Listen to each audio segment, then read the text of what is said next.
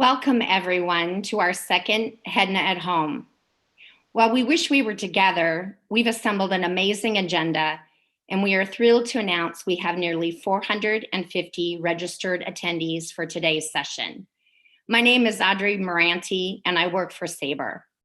I will serve as your host for today's event. As we did back in June, we will hear from industry leaders and experts on the state of the industry and how, together, the travel industry will persevere. Our keynote session and our 3 panel sessions will take a few questions following each of their sessions. You can submit a question by selecting the Q&A button on the bottom of your screen. The entire HEDNA at Home conference will be recorded and made available to you on YouTube following today's event. So let's get started. It's with great pleasure that I introduce Sebastian Littner, Vice President of Partnership at Cloudbeds and the President of HEDNA, to officially launch the October HEDNA at Home Conference. Sebastian, welcome. Thank you, Audrey, and thank you so much for putting this program together and walking us through this amazing content that you have prepared for us. I hope you can all see my screen, and I want to provide or use this opportunity to provide you a few HEDNA updates. But before we get started, I want to thank the organizing committee around Audrey and Mike, as well as the EWAL team with Vicky, Jenna, and Darren, who are putting together this platform and this event. I also want to shout out to our members. Without your participation, without your involvement, this event wouldn't be possible. And then last but not least, we've introduced this year our year-round sponsors. And without those, we wouldn't be able to do these events. So there are Adyen, Amadeus, Derbysoft, Ideas, and RateGain. As we think about COVID-19 and all the things that are impacting our travel, our restrictions, border closure, I often think about, when is this all going to be over? And we're encouraged by the conversations we have with hosts and hoteliers around the world. I'm encouraged by the conversations I'm having with hosts and hoteliers around the world. It's amazing the creativity, the ingenuity that in light of all this headwinds that we're facing, that our hosts and hoteliers are coming up with. As recently as last week, I was talking to a host and hotelier who was reintroducing minibars in his rooms. He had removed them and he's putting them back to provide services, food and drinks to the guests that are staying at his hotel. The other thing that we did last week is we sat down at the board level and talked about, setting HEDNA up for success in 2021 and beyond. And we came up with, I guess, a concentration around 5 particular pillars. And they're needed in order to make sure that our areas of focus reflect, I guess, current challenges and opportunities, but also what our members and member organizations expect of us. Here are the 5 that the board decided upon and discussed at length: content, data and analytics, channels, payments, and revenue management. It's important to say that a lot of these already have programs available today. Others still need to be developed further and need to be spelled out. What does that mean? And how can we, through working groups, collaboration, white papers, and even content, provide valuable insights, expertise, and I guess a platform for collaboration that HEDNA has always been. Such platform of collaboration is often done at events. And as we think about going into 2021, it's great to see that HEDNA has the financial support and structure to go into, I would say, a season where travel is uncertain. We've planned well ahead and have financial backings in place in order to at least make it into 2021. We have adequate reserves that we will utilize, of course, as we go into 2021 to deliver value, to deliver content for our members and our member organizations. And going into 21, we will focus on basically 3 different event types. One is, of course, the one that you're attending right now, which is HEDNA at Home. And we'll plan to organize about once a quarter this event. We also have 2 conferences that we hope to plan and schedule and execute later into 2021. And I'll talk about each of these. So HEDNA at Home, about once a quarter. The next one will coincide with our original scheduled Miami conference on January 26th, which is a Tuesday. And we'd love to get you involved. Reach out to us. We'd love to hear what topics are relevant for you. We'd love to have you participate in these events as well.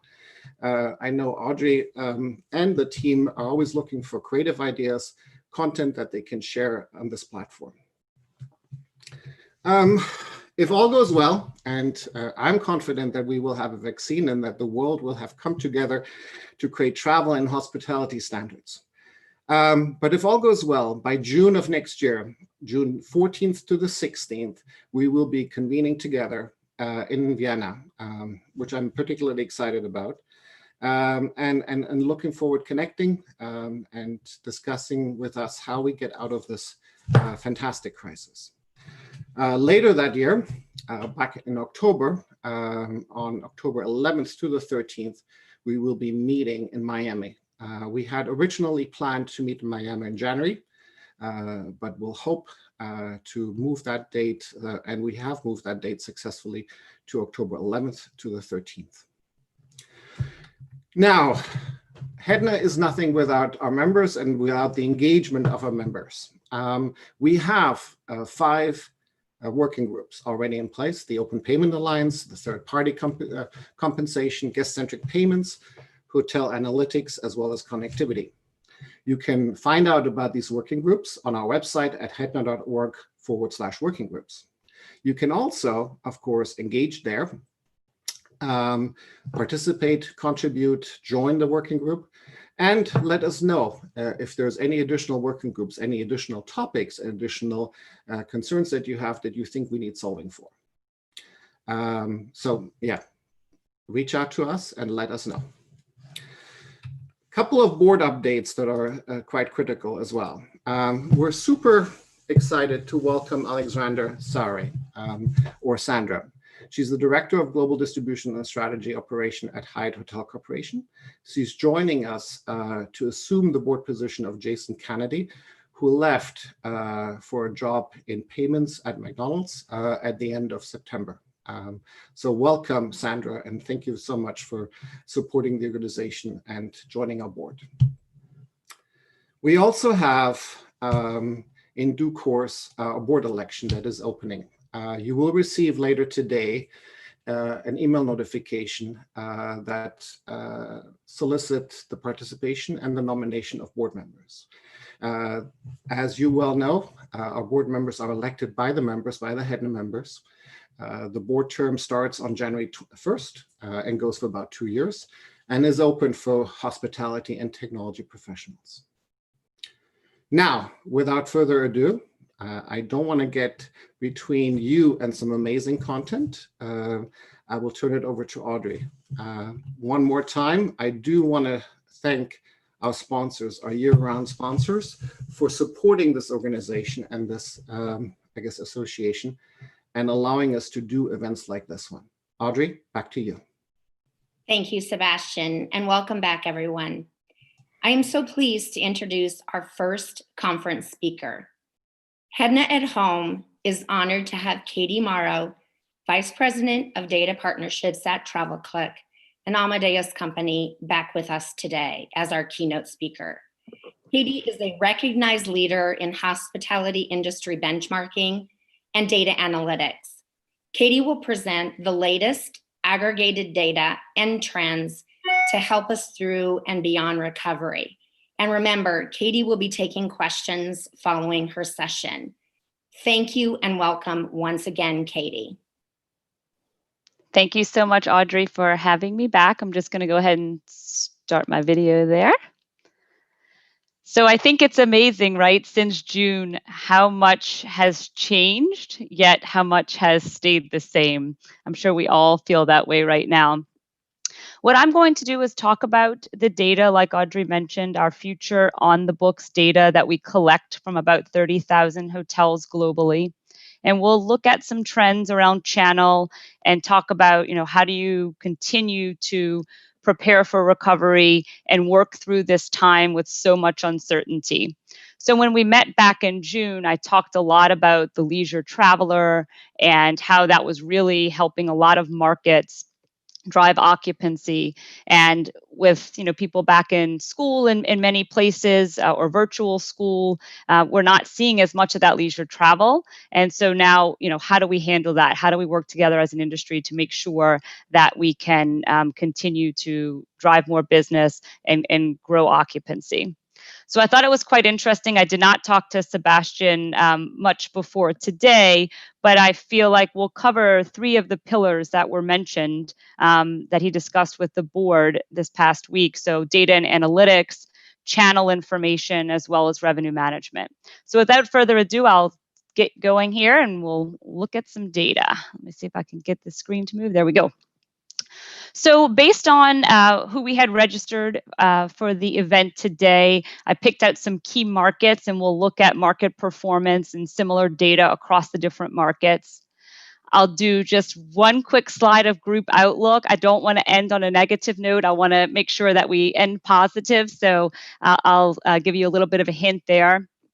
And then very quickly, just considerations for building your recovery roadmap. So I do this on all of the webinars that I host, just to kind of get you thinking about what can you do now with this data as you go back to your jobs.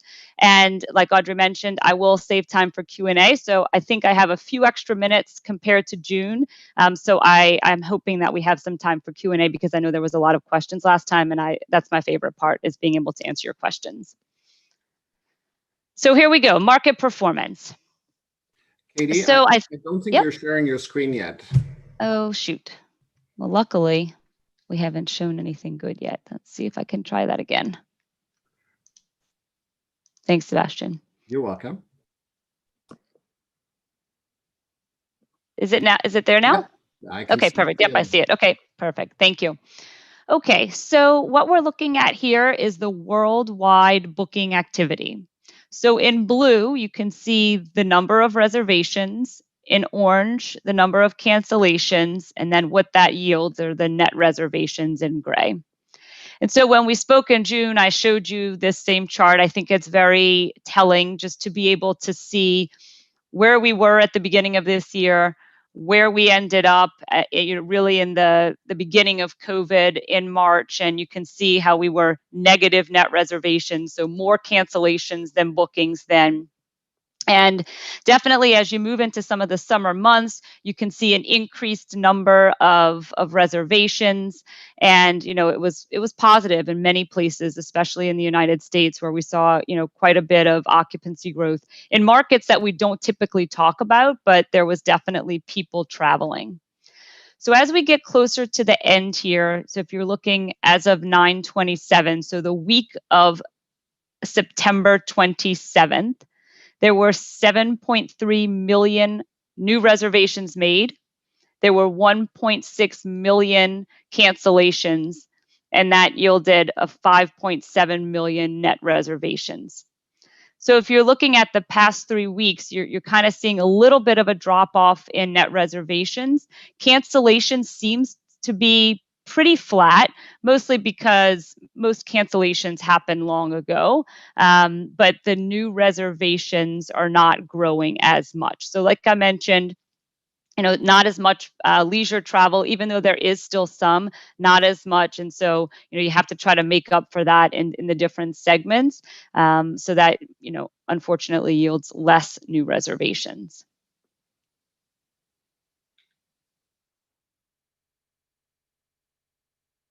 All right, so then this is the worldwide occupancy. So I struggle sometimes with showing occupancy, to be honest, mostly because the booking window is so short. 0 to 7 days is really where we're seeing it, and really 0 to 3 days. And I'll look at some of that by channel in just a minute. But I do think it's still important to understand the occupancy. And I know that this is obviously a metric in our industry that we're used to looking at, right? So I did want to show you this. So this is transient and group sold. So this doesn't include any group block information, but it does include any picked up group reservations. So you can see that this year is in blue and last year is in orange. And obviously last year's occupancy much higher than what we're looking at today. It's really about half. And then you can see as we look out into the future months, it gets closer right towards the end of the year, but I always say that with caution, again, because that booking window is so short. As we get closer, if the reservations don't come in, and we'll talk about that in a minute, the base business, then that gap is going to widen. So although, if you're looking at your own pace information, you may see I'm pacing okay compared to last year looking out towards the end of the year, but if we don't see the reservations start to come in soon for the end of the year, then that gap is going to widen. Okay, so I do want to show, like I said, a little bit of occupancy information, but we will talk about bookings as well.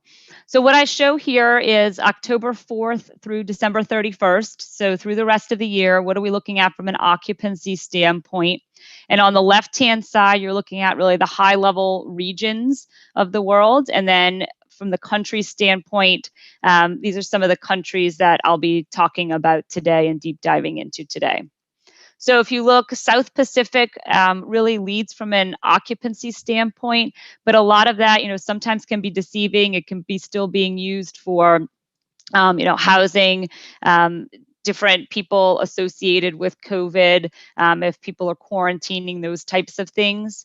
North America is second, really at about 9% occupancy, and that's being led by the United States. And you can see on the right-hand side, the United States is a little over 9% occupancy. And then you can take a look at some of the other regions if you're located there to understand what, from an occupancy standpoint, should we be expecting as we move into the last quarter of the year. And it really is about the lack of group, right? And this is one reason that I have to remain cautious in showing this type of data, is that the booking window is really short. So if we looked at next week's occupancy, it would probably be higher. But when you talk about the fact that we don't have that group-based business that we're used to towards the end of the year, when you average the occupancy across these 3 months, it comes down a lot.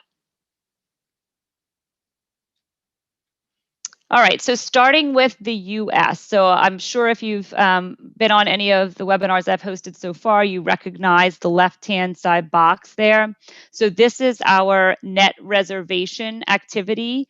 And I think, again, this is really, to me, the sign of recovery. Are we there yet, or are we not? And, I read an article a few weeks ago that talked about search data being the number one way to understand recovery.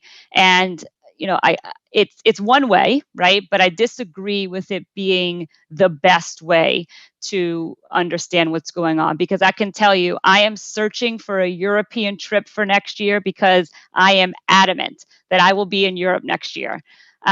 However, I'm not booking, and I have no idea if I'll be able to be in Europe next year, right? So I have this plan in my head, and I'm going to continue to search. But what we're seeing is the search is not translating into bookings, and the bookings, obviously, as we all know, are more domestic and coming in, 0 to 7 days prior to arrival. So what I'm looking at here, again, looking at the week of 9/27, so that whole week, there were 3.6 million reservations, net reservations made for the US. Down from, if you look at January, close to 8 million is where we were prior to COVID. So you can see we're still kind of in the mix as to where we were in the summer, but week over week, we've lost some net reservations. So something we need to be mindful of, we need to continue to watch for. And again, like Sebastian talked about, I can sit here and talk about data all day, but hotels definitely need to be thinking outside of the box, using creativity to try to find ways to generate demand, in such a tough time to do that. And so if I'm kind of looking at some of the major markets, not necessarily the cities that have the highest occupancies, but I picked the cities where we have the most hotels and, typically the cities that we're looking at from an occupancy standpoint. So you see Los Angeles, a little over 8% is leading. A lot of that, probably due to the fires and housing firemen and things like that. So again, I don't know if that's true demand or if that's just kind of the nature of what's going on in California. Atlanta at about 8%, New York City about 7%. So you can see there if you're in Dallas or Houston, a little bit lower, but still kind of on par with some of the other major markets. So I think that in June, this was the first time that I ever talked about this slide, and I think I just had one of them. So now it has become a staple for me. I believe that this is the most important data that a hotelier can have right now to understand how you need to be setting your hotel up to drive occupancy and understanding how to market yourself on the different channels and who's producing in your market, in your competitive set. So what I'm looking at here, I'm going to start with that 0 to 7 day on the left so I can explain a little bit about what we're looking at if this is the first time you've seen it. So transient on the far left in the 0 to 7 day booking window, that's all of transient. So right now in the United States, we are booking about 90% of the transient business that we booked last year in the 0 to 7 day booking window. So if that's all we had was a 0 to 7 day booking window, we would be looking pretty good, 90% of what we did last year. And we know last year was such a great year. However, and I'll come back to the channels in just a second. However, if you look out in the 15 to 30 day and the 31 to 90 day, we're booking, 40 to 50% of what we booked last year. And so like I mentioned, we're not getting that base business on the books. We don't have business being booked or 40% of what we booked last year in the 30 to 90 day booking window. So again, we're just not seeing that base business on the books that allows for the hotels to have demand, adjust their strategies and drive bookings closer to arrival. So that's what we're really, as an industry, what we need to see come back are those bookings in that window. So then if I kind of dig a little bit deeper into the booking channel, so if I'm going back to the 0 to 7 day, just so I can put your eye where my eye is, the brand.com bookings are about a little over 80% of where they were last year. But what we're seeing, obviously, if you look to the far right in that 0 to 7, is that the OTAs are very strong. 120% of what they booked last year in the 0 to 7 day booking window. So they're booking more than they booked last year in that booking window. Direct is also strong, you can see, but you have to remember it's coming from a low base, but we do see a lot of direct business more than we've seen in years past. I think it's just people, again, getting comfortable with traveling, asking questions, is your restaurant open, is your spa open, those types of things. So we are seeing that, but again, it's coming from a smaller base. So, what this tells me is if you're trying to drive occupancy into your hotel in the United States, the OTA is the channel that's driving those bookings in the 0 to 7 day booking window. And that's something you need to be mindful of as you're running marketing campaigns, those types of things. And brand.com, although still strong, definitely has some room for growth. And how, if you're a larger brand or even an independent, how do you drive more business to your website? And I think that there's some opportunities there. And just as a side note, I won't talk much more about this, is that when I'm looking from a segmentation standpoint in our data, what we're seeing is that OTA opaque business is actually the only segment that has grown year over year except for retail. So that's something to be mindful of as a hotelier, that, do you want to have that business long term? I know you may need it today, but how can you potentially maybe work around that, or, not rely on that channel as much, but that is something that we're seeing as a trend. All right, so I'll probably move a little bit quicker moving forward now that I've kind of explained the data that we're looking at, so that, again, we can have time for some questions at the end.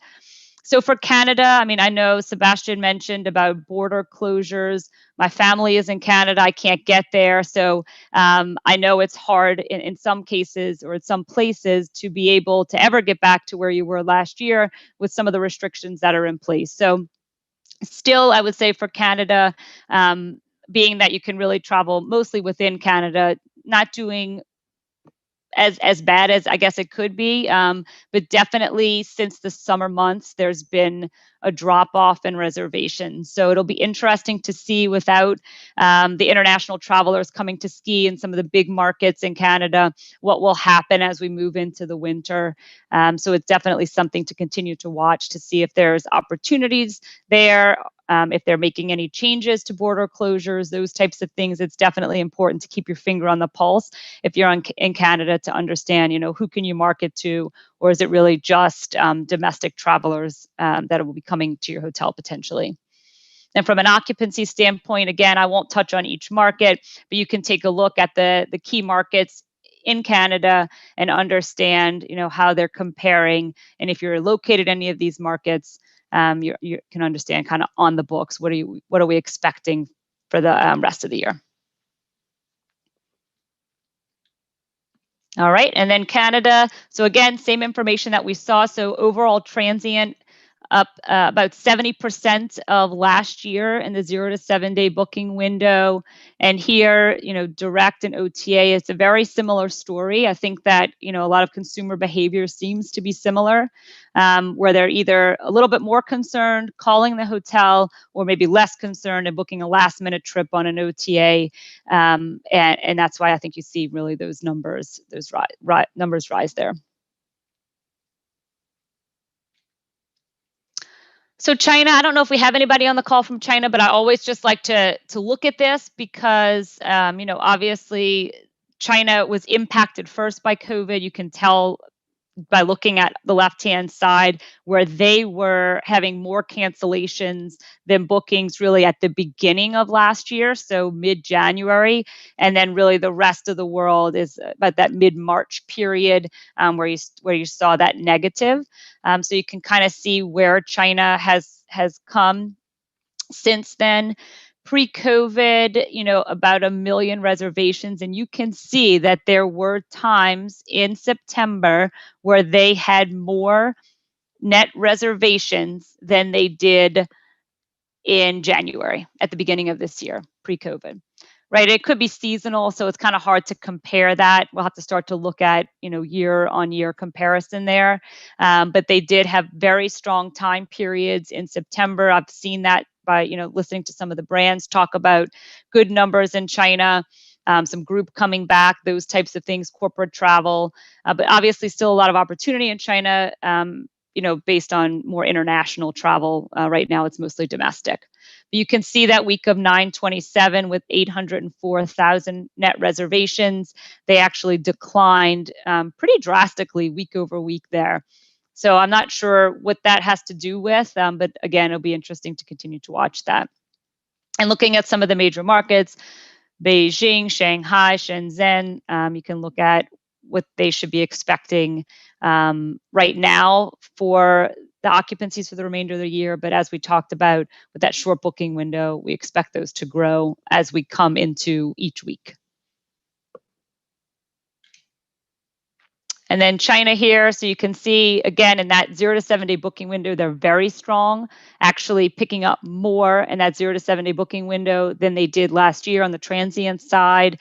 And again, similar story, looking at direct and OTA as the leaders. But what you can see is in that 8 to 14 day, that 15 to 30 day, they are about 80% of what they picked up last year. And so that's what I'm talking about when you think about, China, people saying, positive recovery, higher occupancies. It's because they're picking up in those longer booking windows than we are so far outside of China. So, once we start to see that trend change, then I think we'll start to see some stronger occupancy numbers and, better situation for the hotels. And so this is why it's really important, because it's constantly changing, right? So I may have shown this slide in June, but the numbers are totally different. And as a hotelier, it's very important, again, that you're keeping your finger on the pulse. What's changing from a booking window standpoint in my market, and how am I going to adjust my strategy and get creative to be able to capitalize on some demand that may be coming at different time periods on different channels than I've typically been focused on. So here, Germany, I realized that I didn't show Germany on that first slide, so I apologize for that. But here we do have some information on Germany. So the week of 9/27, they had 96,000 net reservations, and pre-COVID they were, closer to 300,000. So definitely still a long way to go, but kind of consistent really throughout the summer months into now, and hopefully we'll continue to see that grow. I know that this time of year typically is bigger in Germany for Oktoberfest and fun events like that. So I know it's having an impact on some of the hotels there, that they're not having these large events. So again, it's that creativity that's going to be really necessary to try to fill in some of the gaps that you're used to having in big events and fall festivals that typically drive the occupancy in Germany in some of the major markets these months. So you can see Berlin, Hamburg, Munich, kind of where they're sitting throughout the rest of the year from an occupancy standpoint. Hamburg actually is pretty strong, relatively speaking, compared to other markets at a little over 12% occupancy. And so here again, you can take a look, especially if you're in Germany, what's going on here from a booking channel standpoint by lead time. So you can understand again, and somebody probably will ask this question, but of course we have this data by smaller markets. You could always reach out if you're interested in understanding in Berlin, what is this breakdown? And if I'm in Berlin as a hotelier, what should I be doing? How should I be marketing on the different channels based on what's coming into the market, what's coming into my competitive set?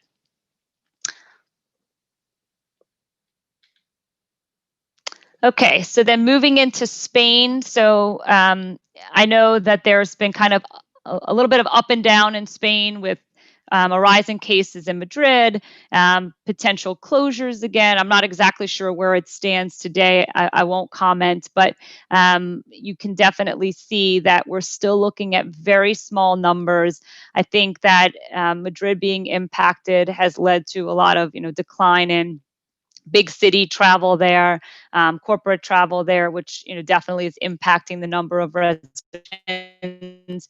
And it shouldn't surprise you that even though these occupancy numbers are very small, because we're not seeing as much leisure travel, especially as we get into the winter months, that Seville and Valencia, Malaga, they are leading the larger markets just because of the sheer way people are traveling now, right? They're going to kind of smaller markets, more rural areas with the potential to be able to socially distance. So it's not surprising that the occupancy numbers look this way.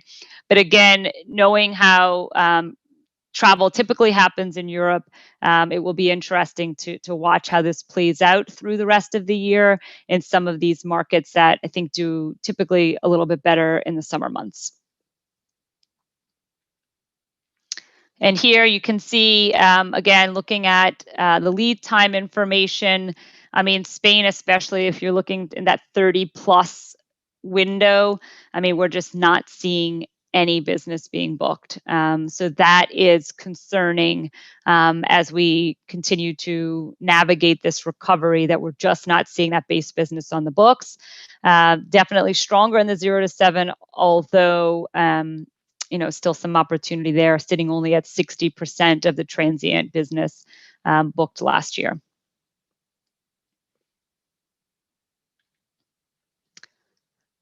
All right, so then the UK, again, I think kind of up and down here with the rise in cases, and so the impact of travel, definitely being felt.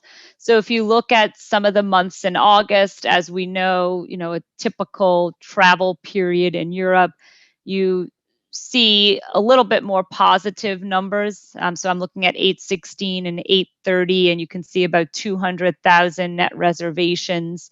And we're kind of starting to see that decline a little bit. So again, I think based on the impact of COVID in the UK and border restrictions that are in place or may come back in place if they're not there right this second, that will be interesting to see how that impacts the numbers as we move through the fall and into winter. And so you can see on the right-hand side, looking at some of the smaller markets like Leeds and Bristol, stronger occupancies than in London, which is pretty consistent outside of China globally, right? Where the major markets are not seeing the numbers that they're used to because obviously the lack of group and the lack of corporate travel.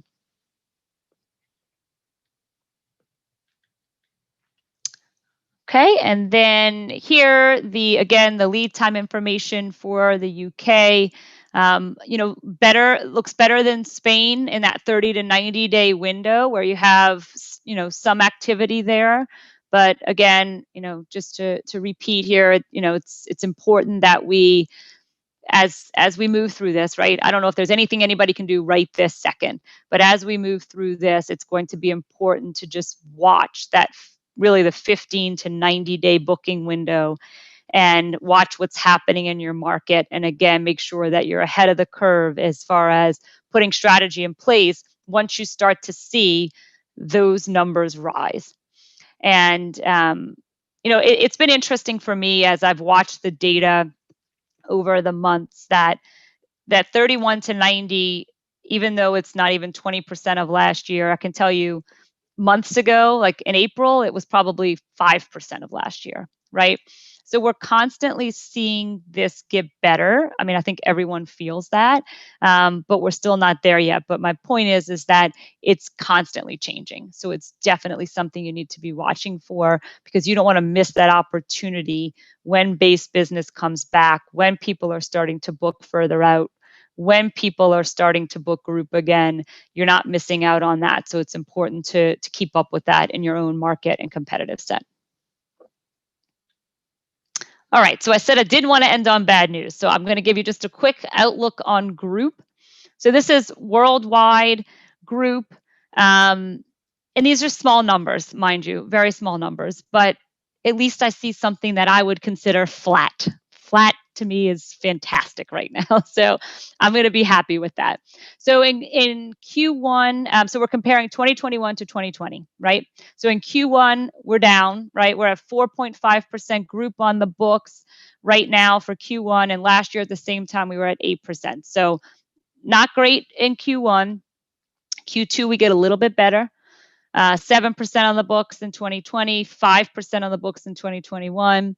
And then when you get into Q3 and Q4, which is what I'm hearing when I'm talking to hoteliers, is that when they're getting RFPs for groups right now, we're looking at Q3, Q4 of next year. And you can see that, I mean, again, very small numbers, but I'll take it. It's a positive sign.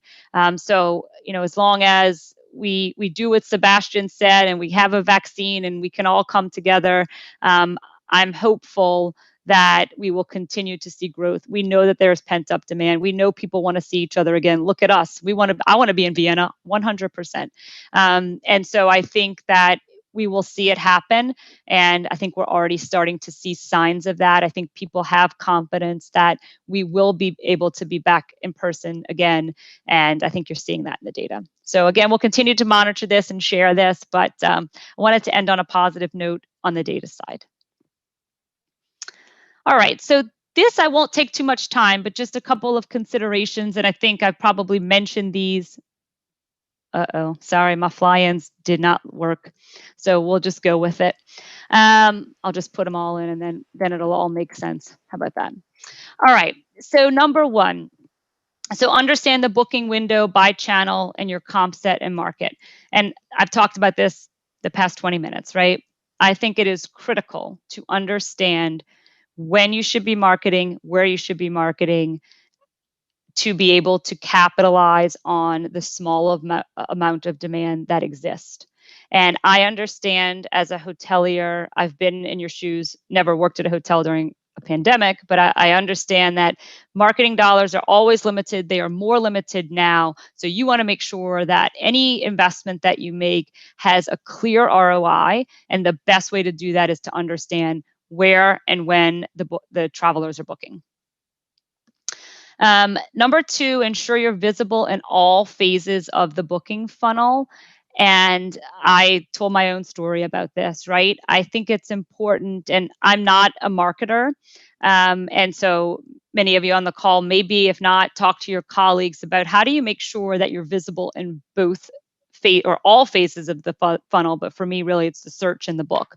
And so right now I'm looking for my European vacation. I'm looking at hotels. How do I make sure that my hotel is in front of me, Katie, trying to book thinking about the reservation? And then how do I make sure that the hotel is back in front of Katie when she's ready to book, 6 months prior to her trip?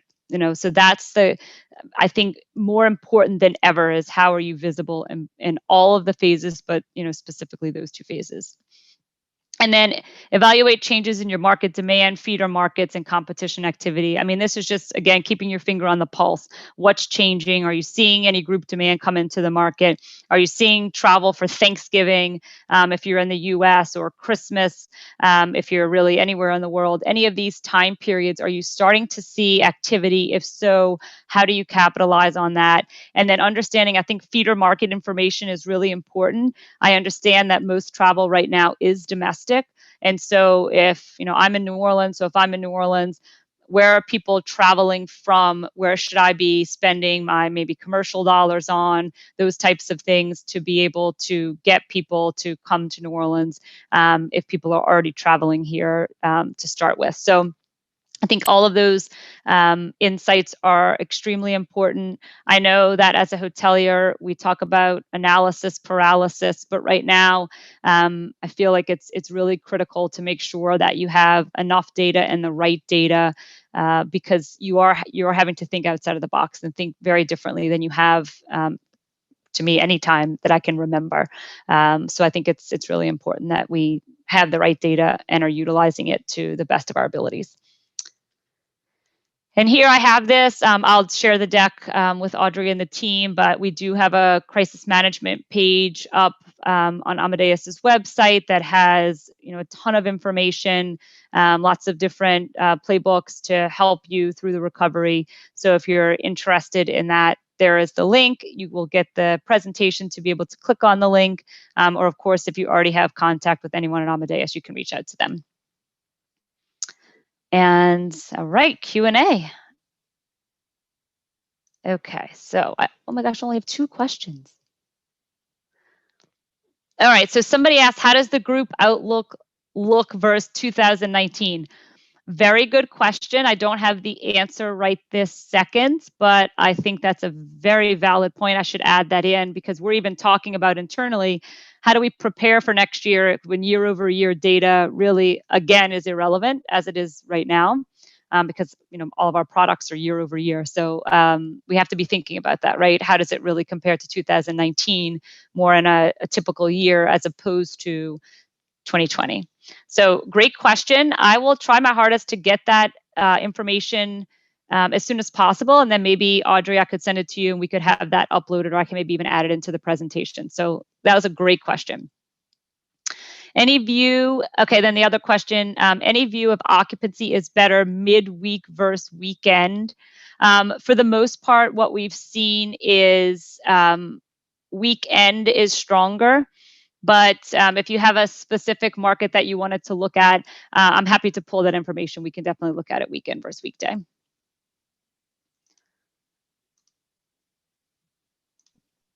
Okay, I think I answered both in the Q&A.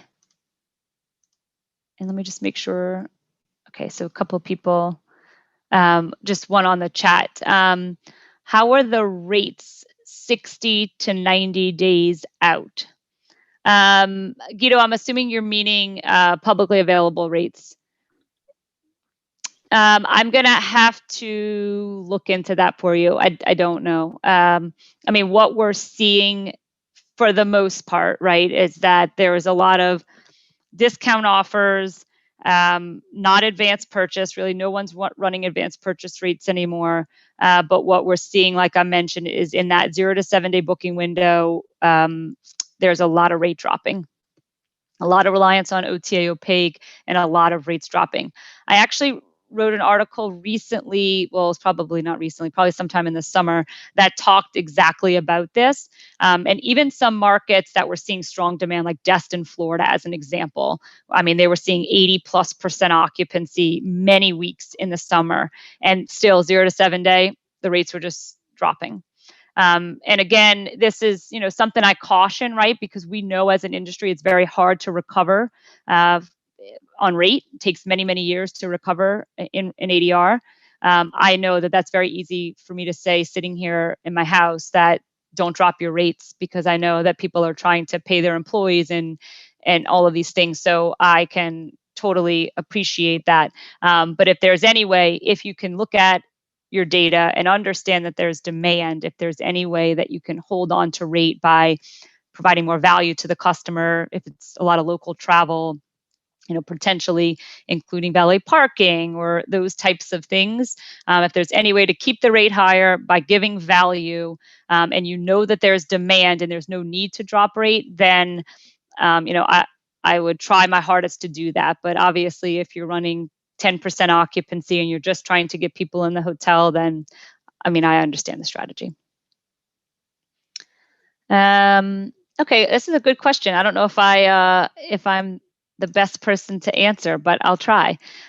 Is there a data source you do not have access to that, if you were able to tap into it, would better illuminate current state and recovery? If so, what is it? I'm at Amadeus, obviously we have a lot of data, right? We have air data, GDS data, rate data, demand data, all of this data. So a lot of the times we look at that. I am continuously monitoring Airbnb, alternative accommodation data.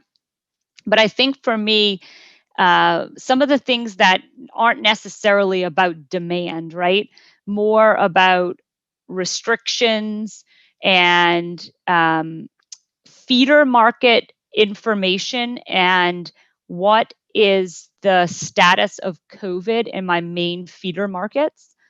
So again, if I'm based in New Orleans, and if my feeder markets are Dallas, Houston, Atlanta, just to be very general, I want to know what is the status of COVID in those markets to understand how are my main feeder markets impacted, because obviously that will have an impact on me. So I think, just like I think we always want in this industry, it's how do we get all this data in one spot, so we can really take all of it into account when you're thinking about it. Because if Dallas is my main feeder market and I'm promoting and doing things to try to get people, but they have a very high case count and people aren't going to be traveling, then that's not the best use of money, marketing dollars, all of those things. So to me, that's what I would want to have, is really a better understanding of what's going on the health side, in addition to kind of all of the demand search data that I have access to. That was a really good question. Very thought-provoking. So I think that's it, Audrey. I don't see any more questions, and I think I'm right at time. So great. Thanks, Katie. We really appreciate it. Thank you so much. Happy to do it.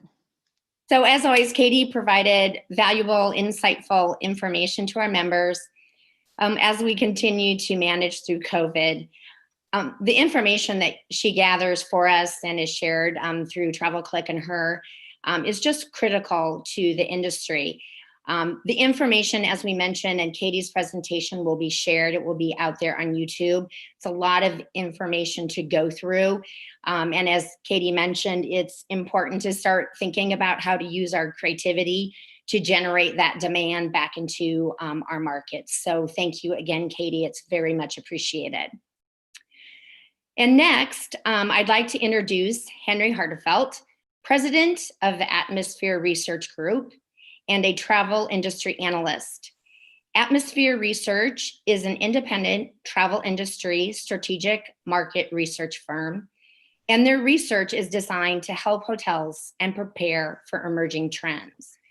We are always pleased that Henry agrees to moderate our panels, and he does such a great job with our popular leadership panel.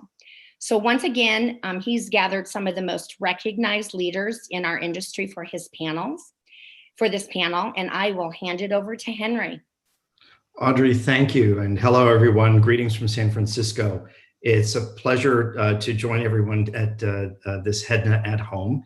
And I'm also very honored to introduce our panel today of industry thought leaders, starting with Michelle Woodley, President at Preferred Hotels and Resorts, Remy Remy, I probably butchered your last name and I apologize, Senior VP Global Digital and Marketing at Radisson Hotel Group, Tobias Raggi, CEO of HRS, and Frank Trampert, Managing Director and Chief Commercial Officer for EMEA and APAC of the Hospitality Group at Sabre. All wonderful, talented, very, very experienced individuals with great insights. So without further ado, I'm going to start simply by asking everyone a simple question. How's it going on a scale of 1 to 10, starting Michelle and Remy with you? How's the business right now on a 1 to 10 scale? Don't hold back. Michelle? Thanks, Henry. Thanks a lot. First of all, I actually did want to say thank you to you and thank you to Audrey and Sebastian and the entire HEDNA team for really moving ahead with things like this. I think it's super important that we all stay on top of things. And Katie has always had an awesome presentation. And, I think it's just so encouraging to see organizations like HEDNA and others like HSMAI really just staying committed to all of us as hoteliers. Okay, now to your tough question, Henry. On a scale of 1 to 10, how are things?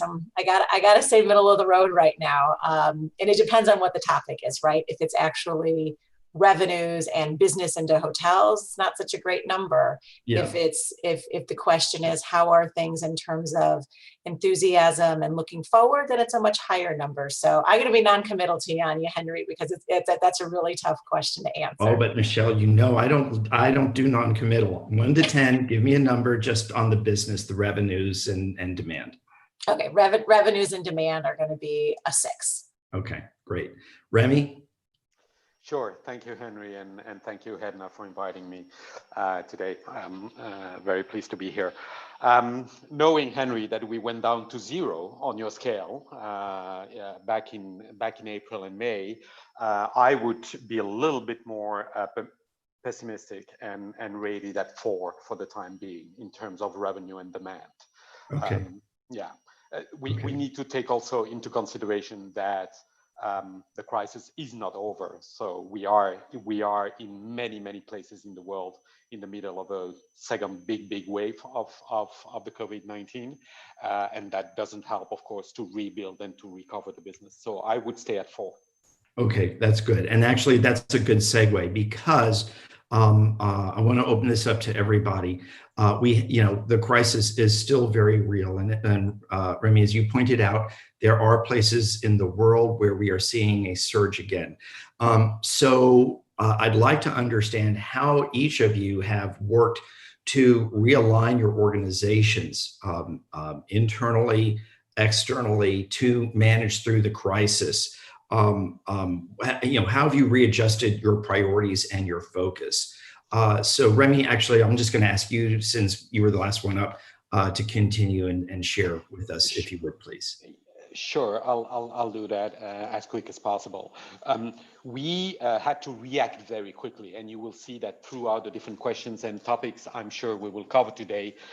Reaction, agility, ability to change your mind, to change the direction that you were pursuing is a sign of success in the recovery model that we're working. So we had to react very quickly. And at Radisson, led by our CEO, we created very rapidly a special committee regarding the COVID-19. The first week, actually, we had a special committee with a few executives, not more than 10, where we reviewed the situation and where we took decisions week after week that can impact the week after. Because unfortunately, and again, we have heard that throughout the presentations also today, looking forward in a time of such a crisis is just impossible, and you lose time of doing that. So we had to look at very closely day after day to resolve issues first, because at the beginning of the crisis, all our hotels were full.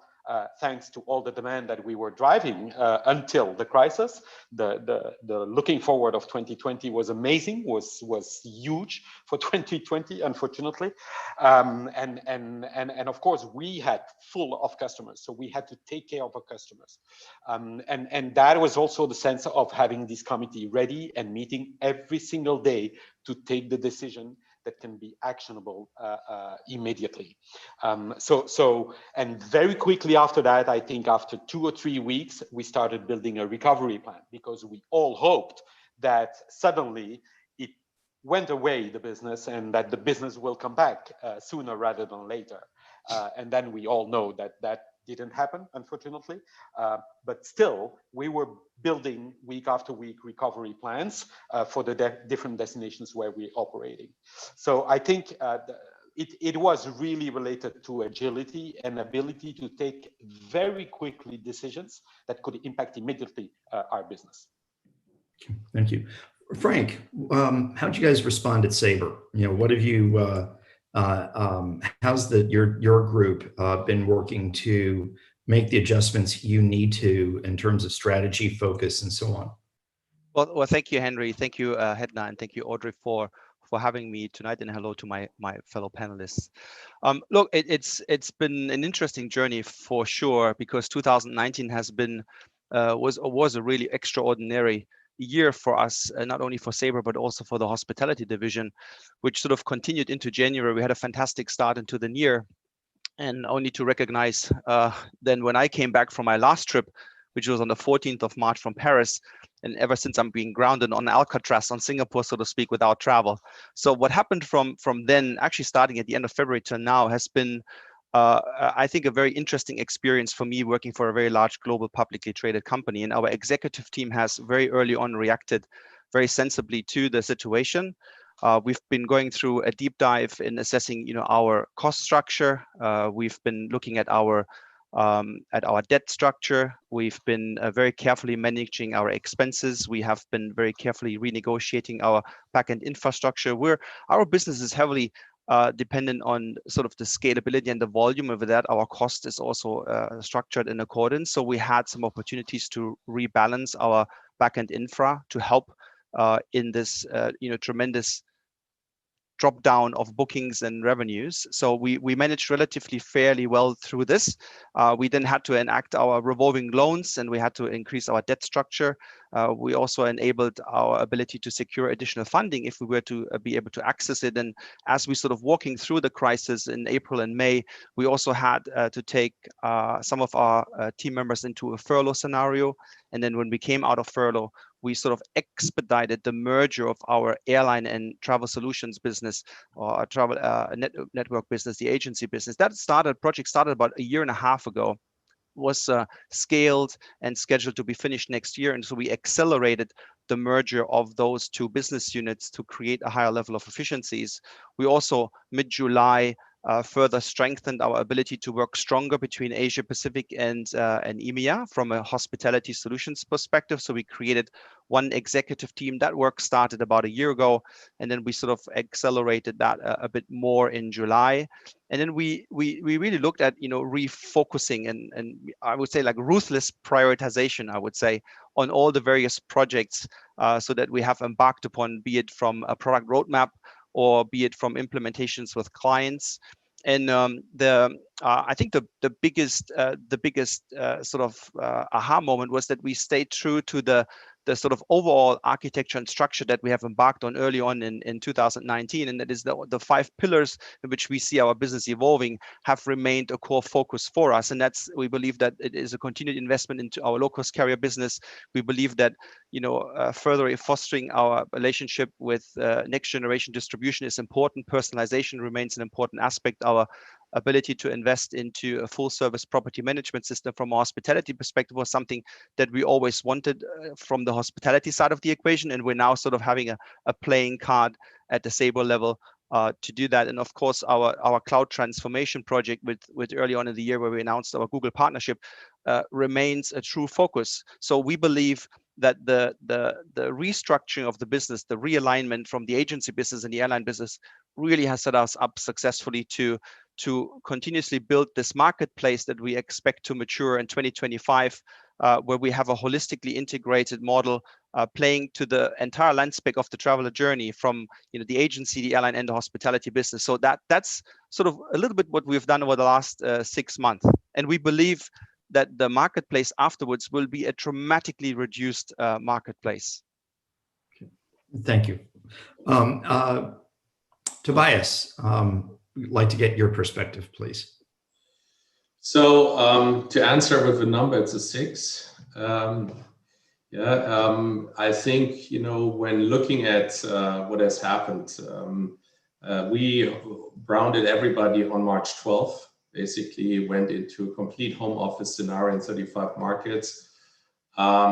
First 4 weeks were all about real survival mode, dealing with customer care issues, cancellations, rebookings, was all about cash and cost management. So that was the core priority for the first 4 weeks. And then I would say the second phase of this crisis, from mid-April to August, roughly, we were internally focusing on reassuring our colleagues that things are under control, even if they're ugly. Building and focusing very much on building better forecasting modeling scenarios and capabilities, because all of the top line has an impact of how deep your restructuring has to go. And we also had to do quite a significant restructuring with regards to the organizational side. Also what Frank mentioned, I mean, we also have a quite a variably cost efficient model, but nonetheless, I mean, there's more than just IT marketing costs. There's a lot of organizational costs to deal with. And all of the aspects you can think about, from following or short-time work to making people redundant. I mean, the whole mix. And then externally, it was about, at the same time, showing presence in the market, because customers didn't know what to think about the situation. They were overwhelmed the same way hoteliers were overwhelmed, and trying to make sense of the data we have, trying to create also our opinion leadership and sharing insights and our perspective of things and driving that debate in the marketplace. We focused very heavily on restoring traveler sentiment through an initiative we basically launched with SGS, which is a certification program for cleanliness. Remy also in his organization embarked very heavily on this as one of the first hospitality companies globally. And I think that is really the core, right? The core problem is it's a trust issue nowadays. The governments and the policies have not made it better. Being now German and based in Germany, I could say probably our government did, in comparison to other governments, quite a good job. But still you can see there's a lot of uncertainty, and nowadays we're going back into the second wave. And so the core issue I think we're all facing is trust. And then it was all about looking for business where there was no business. So that was the most important and interesting piece for me as an entrepreneur. So we built a complete new vertical, which we built around emergency management. So we basically built around our platform solutions for military personnel, helping COVID infected people in retirement homes, in hospitals, taking people off cruise ships who had to be quarantined. We're now doing the work in the bushfires in Australia and state of California, bringing people who are losing their homes. So we looked at buckets of business we would never have looked at before the crisis, which is why I think we did significantly better than probably the market, because we found something there. Also, sometimes you need to be lucky and have the right team deploying great initiatives. And nowadays, I think, this is till end of August. I would say now it's about executing our strategy, which we had set before the crisis already. Lodging as a service is all about a platform play, an integrated ecosystem of platforms trying to build an end-to-end solution from a traveler, but also from a corporation perspective. Quite frankly, I mean, we have doubled down on all the automation things because unit cost optimization is a core driver for the future. We have also been only in a growth mode the last few years, like Frank mentioned it. You know, we still had beautiful growth January, February. And then when everything collapses, you realize you have to optimize your unit cost. And that's why we were doubling down on automation capabilities, be it process mining, RPA, conversational AI. So driving really things in order to drive efficiency. And so that has a little bit shifted, I would say, from the priority perspective. And that's where we are today. Okay, great, thanks. What I'd like to ask a question now just to Michelle and Remy, which is how has your focus changed as hotel brands, as hotel groups, with your owners, pardon me, with your suppliers and with your partners? What have you had to do differently as we have found ourselves in a crisis that has probably lasted, to the point of view you made, longer than any of us anticipated, and certainly not followed a trajectory any of us thought it would take? So Michelle, would you mind starting? Sure, yeah. I'd say it's not necessarily a change in focus, but rather kind of an amplification on stuff that we've already been doing. And, you know, as we rolled into this with everybody else back in March, we leaned very heavily on our own ideology. And our ideology starts with the phrase, we believe in travel. And everything that we've done throughout this ideology, throughout this time, we've always looked back on our ideology and how does it tie back to it. And I have to say, kind of having this very strong foundation, which we had rolled out back in 2019, really helped us get through this. And so therefore, a lot of what we were doing, as I said, is more amplification of things that we were already doing versus a change. Partners is a really interesting topic that you bring up in terms of the reaction of partners and how we interacted with them, like everybody else, looking at ways to extend agreements, to renegotiate agreements. And that was coming at us from our hotels and of course, from us to our partners. And it was really just interesting to see those who stepped up and really were interested in moving forward with this vision of travel being something that's going to stay and be around, and those who maybe weren't as interested. And so it really tells you a lot, I think, about the people with whom you've formed partnerships to help your own business move forward. And to a certain degree, really finding out where loyalties lie and where that really interest in helping the travel industry come back came from. So that was one interesting aspect of what we learned out of the pandemic, especially as we were looking at, again, partnerships. On the sales side of things, an interesting pickup was, and really not a huge surprise and something we were really proud of, is that a lot of our partners on the travel management side or on the agency side and on the meeting planner side, they were telling us, we're not seeing anybody new. If you were not already a partner of ours, we're not opening the door. And so fortunately, we had a lot of very strong, we have a lot of strong partnerships, and our sales team remains out there, engaged, in contact. And that's proven really beneficial for us to stay in front of the customer, so that as things do start to come back, they're thinking of us and they're thinking of the independent hotel world and understanding where those, again, kind of back to where loyalties lie. We saw it on that side from our partners in terms of bringing the engagement to them and staying engaged. So really being able to bring our hotels aligned with the travel bookers. So I think that's been a really interesting aspect of what we've learned throughout all of this. Okay, so two follow-up questions, Michelle. First, how did your colleagues handle it when travel management companies, agencies, or whoever said, if we're not working with you, we're not seeing you? How do you get around that kind of an objection in an environment like this? Yep. So again, unfortunately, we had a big global sales team and had a lot of those in place. And what's happened is that we can all access the remote agents so much more than we could before, right? Because traditionally, up until March, we would go and, go into the office and talk to whoever was sitting there. And very often a big office that maybe could have housed 50, there were only 10 people in the office because so many of the agencies had moved remote. So what we see is now that on our road shows that we do have, that where we do have those relationships, we're penetrating so much deeper than we were before. So our sales team, for example, on the East Coast just finished one of their road shows where they would have gone in person to, let's say they would have gone to 4 agencies a day, or if they would have gone to 20 agencies and maybe seen 10 to 15 at each. Now they're doing these virtually, and they're getting into the remote agency, and they're seeing 500 agents in a week as opposed to 100. So relationships in place, Henry, is what really helped us through this, and those doors were open to us where we wanted them to be. So we didn't really have a lot of a challenge on that one. Okay, and thank you. And then the next question is, what about working with the owners? You're a representation group, which is slightly different than the traditional brand. So I'm just curious, and there are obviously other representation group members at HEDNA. How those conversations been?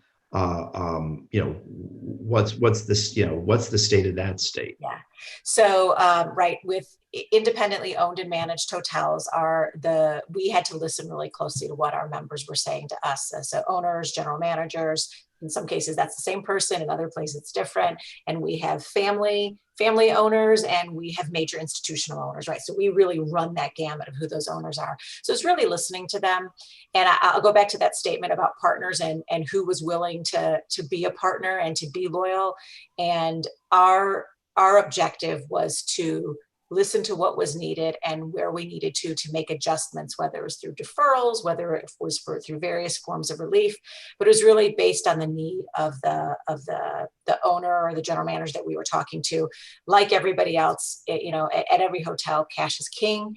And so we understood that and took an approach of, let's work out the best deal that's mutually beneficial, so that as travel does come back, that we all can be here, right? We weren't out to make anybody suffer unreasonably or in any way that wasn't really necessary. And so we really took a very big partnership approach to dealing with them and listening to what their individual needs were, so that we all could make it through this time. Of course, it's gone on longer than any of us had ever hoped. And so that continues to be an ongoing dialogue. That's not over, right? Those kinds of things are still part of our everyday discussions. Okay, thank you. Remy, would like to hear your perspective from Radisson. Sure. I will echo a little bit what Michelle just said. It's during tough time, even on your private life, it's during tough time that you start counting your real friends. And actually, it's true also in business. Is that it's when you are in a difficult period in terms of business or demand generation that you start counting your real partners. And that's also why prior to crisis, it is so crucial to build strong partnerships with vendors, with suppliers, with distributors, with technical providers. And that's what we were trying to do already before. And to be very honest, we have been extremely surprised and happily surprised to find on our way a lot of our partners, a lot of our suppliers and vendors to help us to understand also and to analyze the problem in a common way, to find common solutions. And for sure, Tobias is on the panel here, but I'll take HRS as an example. Typical example where at the very beginning of the crisis, you get in contact with your partner. HRS is one of our partners. You analyze the situation. You're on the same boat. What is missing? Customers. You don't care where those customers are today, at least during the crisis. You don't care where those customers are booking. You need to analyze in the right way on how you are able to rebuild. it's a common goal, and you have to define those common goals with the partners. And that's what we have been trying to do throughout, and we are still doing that with most of our partners and suppliers. Same for the owners. They were expecting us a very proactive capacity in order to support their businesses also. And that's what we try to do with our owners group, with our business development group, to be and to put our owners also in the middle of our recovery capacities. To let them participate also into this recovery building, finding solutions together, or also thinking a little bit further away, because as several of you said today, when there is no demand, let's not spend time to try to build that demand, because it's not there. So let's try to invest for the future. So when the demand is back, you're stronger. And that's also a strategy we took also with our owners and with our vendors and our suppliers, is to try, okay, what can be done in a very short-term period to try to help or to try to support, always in the interest of the customers, but also how can we think differently for not making the same mistake in the future? How can we rethink our collaboration, our partnerships? And we found a lot of suppliers and a lot of vendors able to do that with us. And that was a very good surprise. So we will continue. And I believe the consequence of that is that once we will be out of the crisis, the existing or the remaining partnerships we will have, and owners on the owner side and on the supplier side, will be even stronger to look at the future, to innovate together, and that, at least that's how we are trying to look at putting recovery plans together and to roll out to the market. Thank you, Remy. So, question now for Frank and Tobias. How are the requests and questions you're getting from your customers different now in this period of pandemic than they were beforehand? And I'm curious, building on something Remy just mentioned, are either of you starting to see any requests that indicate business recovery is emerging? Well, thank you, Henry. Well, firstly, I would say that Michelle said earlier, we believe in travel as sort of a headline for the brand and for the company, and also in belief on how to approach customers. At Sabre, our headline is, together we make travel happen, and the focus on partnership and people, I think, was something incredibly important. I want to make a brief comment around that because I think that's core to sort of the way how we engaged with the field and with our partners and clients, our resellers. It's been difficult because when times are tough, not always is there a solution, an immediate solution. And I have found in my history and my career path with hotels, it's not always been easy to engage with partners, with technology partners or vendors, and for numerous reasons. And I think we have been sort of doubling down in being available to our customers. Sometimes those conversations have not been easy because we may have not necessarily immediately agreed on the issues. But I can say that being available for the conversations and making a true effort to understand where each party is coming from has made a fundamental difference.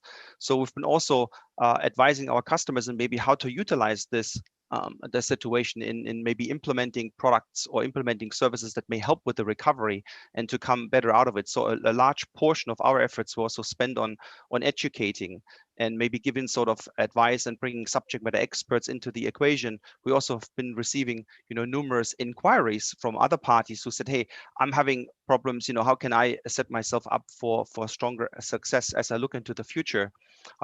I think all those components have sort of come together, and what we have been receiving as inquiries from our hotel clients and prospects is around, how do I accelerate digital transformation in light of this ever-changing consumer who utilizes infused and of course trained very well by the retail industry about, I get all this customization, I get all this personalization, the company or the brand knows so much about me, I would like to have a similar, experience being replicated. And now, of course, I would also like you to demonstrate to me that I can trust you. Tobias has mentioned earlier, about the health and safety programs and certifications that have been developed. So it's not only good enough that the hotel is clean and has a good service, but now you have to provide proof for that. And so we have enabled our system and infrastructure to allow our partners to distribute that information through the GDSs to the clients. For example,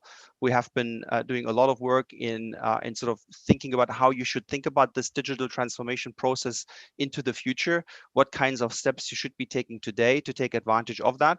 And then also, helping hoteliers to fundamentally think differently about who they are. And they're not necessarily only accommodation providers. I think they're really retailers, right? I mean, if I'm in a hotel and the things that I can consume today when I'm on site are multifold. So how can I bring those kinds of services, into maybe an online environment and accelerate or improve my sales capability, similar to what the airline industry has done? And then, Michelle said something very beautifully earlier about partnerships. You were not alone in fighting this battle. So are there, in the destination, in my immediate vicinity, where my hotel is located, are there partnerships that I can leverage to make it more interesting and more complete for a customer to experience my hotel, my destination, my location? So those are the kinds of things that we have been doing. And in particular, what we've been hearing from the hotels to sort of sum that up is, hey, how do you see the future evolving? How can I participate stronger in this digital transformation process, and what would that look like? What would I have to do? So we spend a lot of time on that. Thank you. And Tobias. So what we have been seeing, I think, is the travelers is all about regaining trust into the customer journey. So cleanliness ranks top of the order. Second thing we have been encountering is mode of transportation has changed dramatically, especially on the domestic landscape. You see much more driving business travel rather than people flying around. So parking has become a higher currency. And the touchless journey. I think there's a tremendous growth in interest with regards to how to enable a virtual touchless journey. So, and this has shed a lot of light on virtual payment solutions. There's a much higher interest nowadays because that is the check-in experience, the payment experience, the checkout experience is a core component of this. And so we see there's a lot of things being much more propelled through this crisis. When you think now on the corporation side of things, which we are often serving as an agent, then looking at the corporation, what we have been seeing is that procurement now looks at different angles. So, flexibility has become top of the order because of all these infections raising everywhere. Last room availability has declined in importance. Non-last room availability has grown by 30%. We've seen this in the last sourcing exercise. And I can clearly see that sustainability was just suppressed for a certain period of time because the COVID crisis was so omnipresent, but it's now coming back stronger than before. And I think that is going to be the next big battlefield in terms of, fighting for the attention of the corporation, which will have a high emphasis from the financial markets in also trying to facilitate a carbon emission and water and waste energy optimized traveler journey. So that's I would say we see a shift in the product bundle being requested from the traveler and the corporations. Your second question, Henry, was about the business recovery, and what we could see is, April was a fallout. That was the worst of the worst. I'm sure all of us have seen 90% decline or more. So, sometimes I was wondering who are the 10% who are traveling, and but since then we have seen a gradual, growth, and every month it really got better. So I think we've seen a very strong August, also driven by some of the domestic leisure business, and then now we see really in September we see a plateau. So we see really a plateau, which is building out in leisure and also in business travel for the transient side of things. And our forecast is seeing that this plateau will hopefully remain where it is, because with all these infections raising now, all over Europe, we really don't know, where this will maybe go down to. I think China has recovered very strongly. Domestically, we've really seen, I'm sure Frank being in the region can just echo this, we see 90 to 100% of 2019. So that has really come back. I'm not talking now about the Golden Week and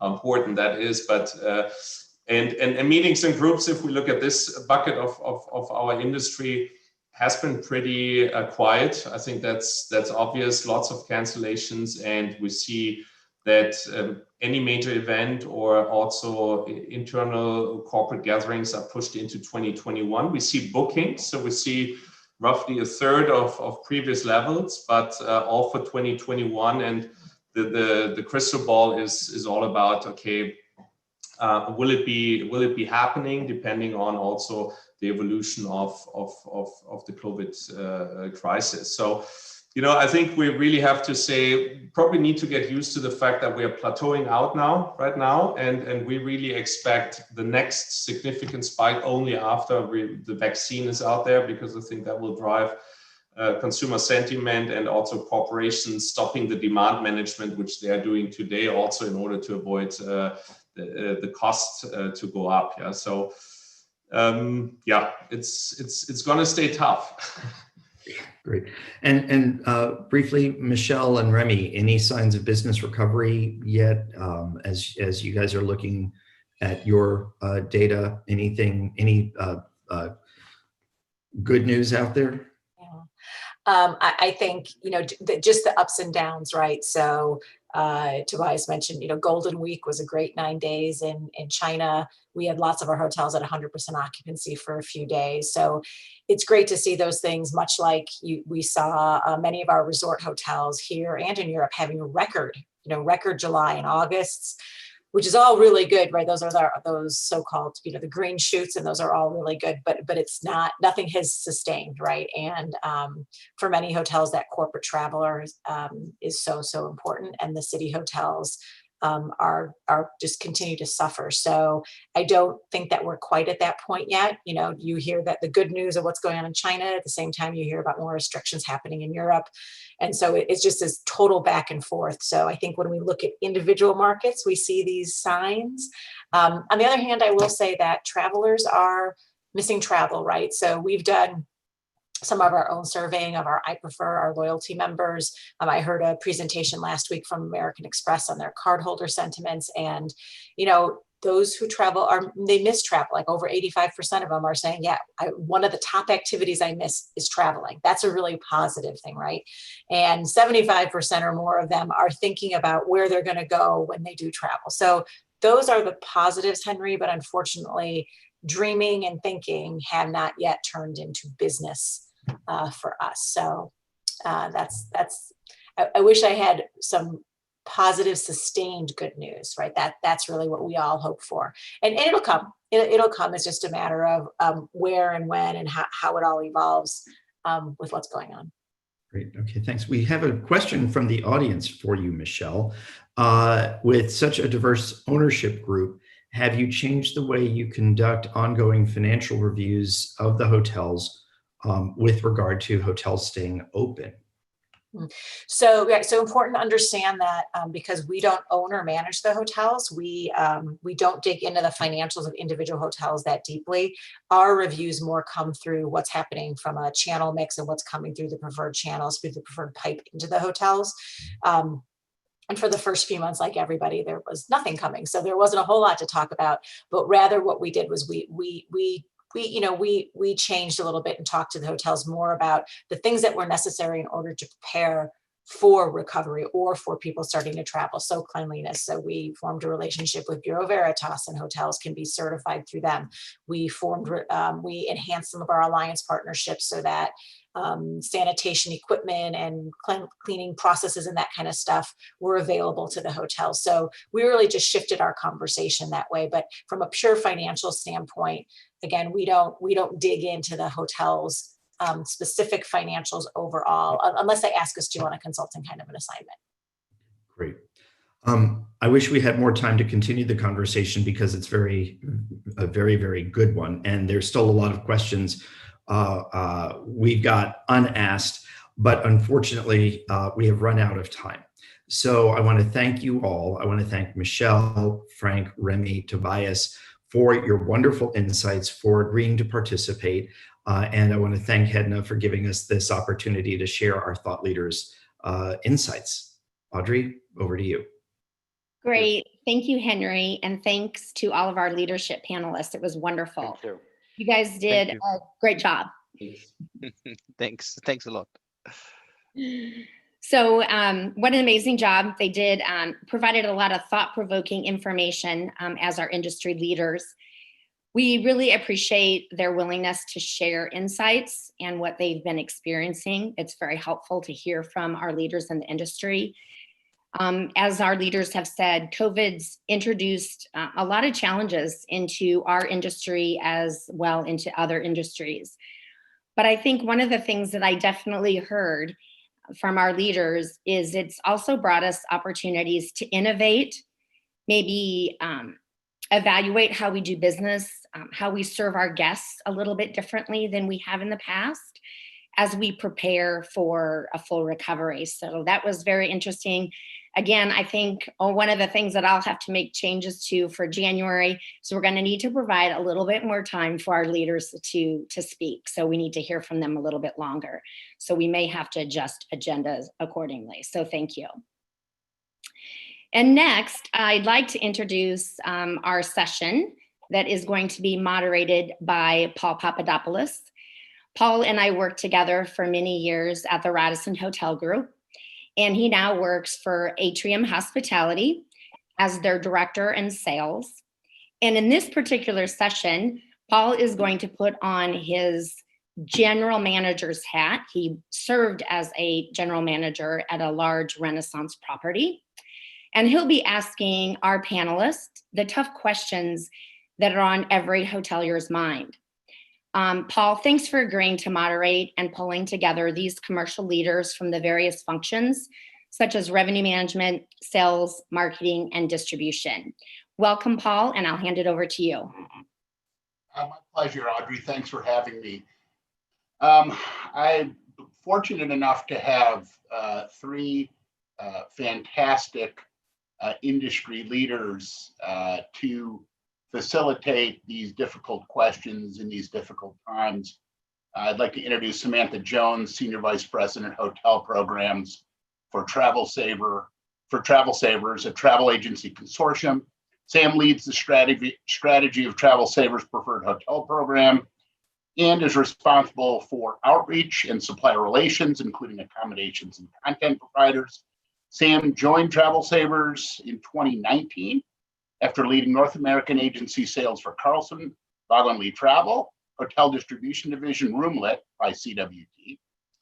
She also held TMC and corporate sales strategy roles at Radisson Hotel Group, IHG, and Millennium Hotels. So welcome, Sam. Shannon Better, yes. Oh, so thanks for having me. Wonderful. Also like to introduce Shannon Better. Shannon is a strategic planning executive for Ideas, and she joined them in 2017. She's currently the strategic planning executive. Shannon is a 30-plus year veteran of hospitality with an extensive background in targeted marketing, loyalty guest communications, and sentiment evaluation. Prior to joining Ideas, Shannon had a 10-year career with Marriott, where she created the Guest Experience Center and went on to co-found Digital Alchemy in 1999. Welcome, Shannon. Thank you. Also, last but not least, Gianna Rivera, who is Global Vice President of Distribution and Connectivity for Wyndham Hotels and Resorts, an established hospitality and distribution professional with 30 years of experience in the travel space. Her experience expands from product distribution to commercial negotiations on both the demand and hotel supply side. In Gianna's current role at Wyndham, she leads the team responsible for defining, implementing, and driving third-party distribution strategies. So, Gianna, it's a pleasure to have you. I think you might be muted still.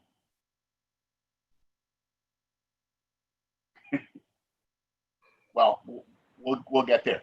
Can you hear this? Thank you. Much better. Thank you. Yeah, excellent. Okay. So we're going to start off with 3 questions that I'd like to ask each of you. And then I've got some individualized questions that are more relevant to each of your disciplines. So I want to start out with Samantha. What are you hearing from hotels in this COVID era about their challenges? And how is it impacting your life relative to your position? So, we've been speaking regularly with our hotel suppliers for the past few months. I think, some of the dialogue that we've had has changed a lot. It's kind of changes every day, which is the new normal. But, at the start of, COVID, there was, a real reactive response from the hoteliers, and obviously, through our agencies, just essentially trying to get people home, when the lockdown first occurred here in the US, that evolved, into a month or 2 later, where there was a real focus on safety and, the security of the hotels, and actually making sure that, the guests were making sure from a health and safety perspective, the guests were having a positive experience, and, try to quell their fears when checking into a hotel, that there was, a contactless experience from beginning to end. So, that was kind of at the beginning. And then through the summer, there was a ton of leisure travel that we didn't anticipate, or we were hoping would happen. So there was a lot of dialogue with some of our mid-scale economy branded hotels, where all of a sudden there was a high demand for extended stay product. Now exterior corridor hotels are actually a hot demand item. Who knew? So that was kind of, through the summer there was, and at the same time, there was some real challenges where there were a lot of layoffs and furloughs, and not just from a sales and marketing perspective, but operationally. So, the hotel industry has just, our industry as a whole has been, significantly impacted, but hotels in particular. Talk about us, hoteliers being the people with a million spinning plates. It's been one of these things where it's like, okay, what do we deal with next? And at the same time, you're trying to drive business and actually uncover business opportunities at the same time all of this is going on. So it's definitely evolved. But it also depends on the market too. For example, if we take New York City has had a real struggle in getting hotels to open, and the financial commitments that the sales teams have had to, make to the owners in order to, get the check mark, yes, it's okay to open, has been really, really significant and challenging. And I have to say, it's, we are an industry that certainly rises to the occasion when we have to, but this has certainly become, a situation where it's gone above and beyond. But every hotel right now is looking at every opportunity, and whether it's looking at airline crew or government or, SME companies that have a supply chain business going on right now. I think, ultimately the consistent message is leave no stone unturned. Yeah. I'm living it. I feel it every day. I'm going to go ahead and ask Shannon the same questions. What are you hearing from hotels, and how is that impacting your life in your position?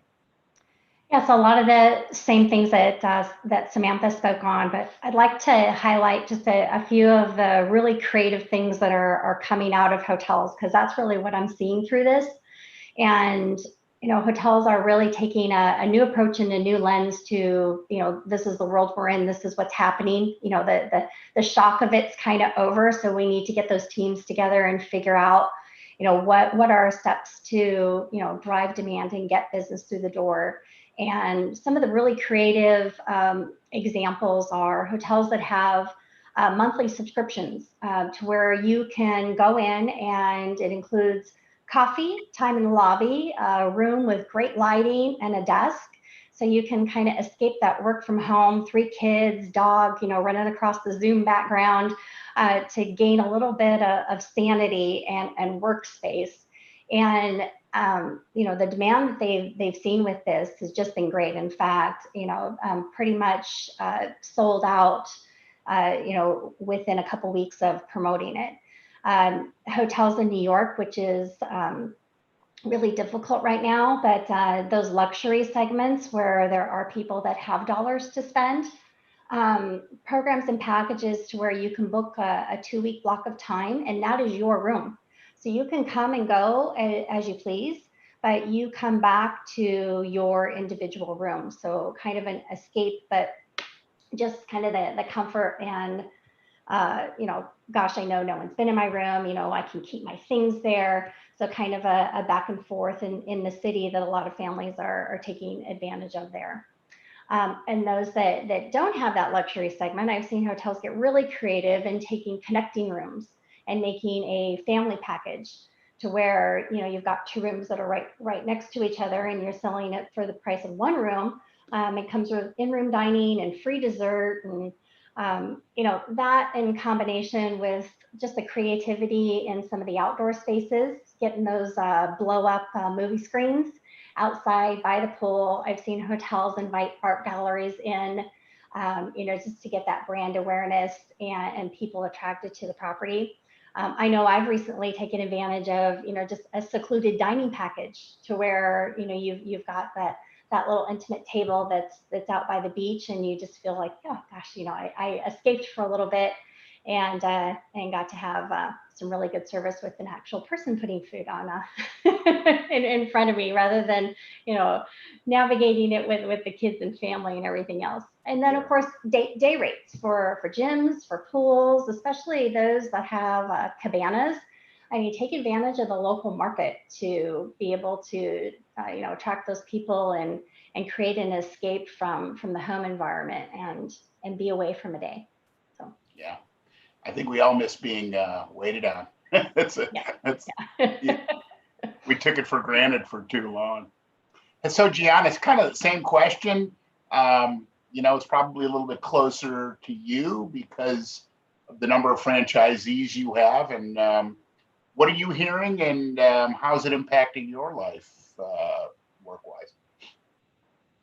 Sure. So all of those things that Samantha and Shannon shared, they all resonate on a personal level, and specifically with the change that we've seen in our industry as a whole, and just the disbelief is sort of died a little bit down, but nevertheless it was just a time of just, I can't believe this is happening to us, and how are we going to recover from this, right? Specifically to the hotels that I represent here with Wyndham, we have a little bit of a different experience, if you will. The majority of our hotels are in the select service segmentation, if you will, and a large percentage of them are in secondary and tertiary markets. And to Samantha's point, there's been a huge demand for those hotels. Well, not huge, but there has been a demand, right, for those hotels, more so than we've had before. So our brands are positioned differently, right, to perform well in sort of this kind of pandemic. And what I've seen is that our properties are looking to us to help them with, form new partnerships, right? Either with parks, recreational activities that are nearby the properties, and things that perhaps in the past they didn't necessarily consider, but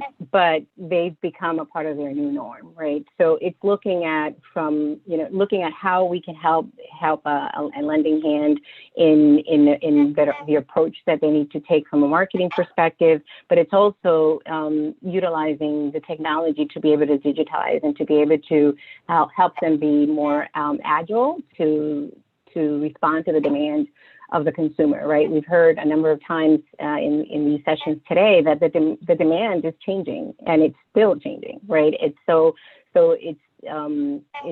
consumers looking for information regarding safety, cleanliness, activities, and details around the activities that they can actually expect when they actually come to the property. So a lot has changed. There's a lot of dialogue, conversation from property owners to internal groups that perhaps had been accustomed to work in more silo positions. So a benefit of, I guess, of this pandemic is that, we have been forced to all kind of look at each other and talk more and look for opportunities to come out of, this pandemic that has, hit us so hard. Yeah, I mean, it's really put a lot of pressure on our operational folks to get the hotels prepared. They skinnied down staff. There's been nothing fun about this on the operational side. There's obviously far fewer sales, marketing, revenue management executives, right? Because there's not a lot to manage on the revenue side. But yeah, I feel that. I feel that absolute same thing from the ownership and management company perspective. I'm going to stick with you because you kind of went the last time with this next question.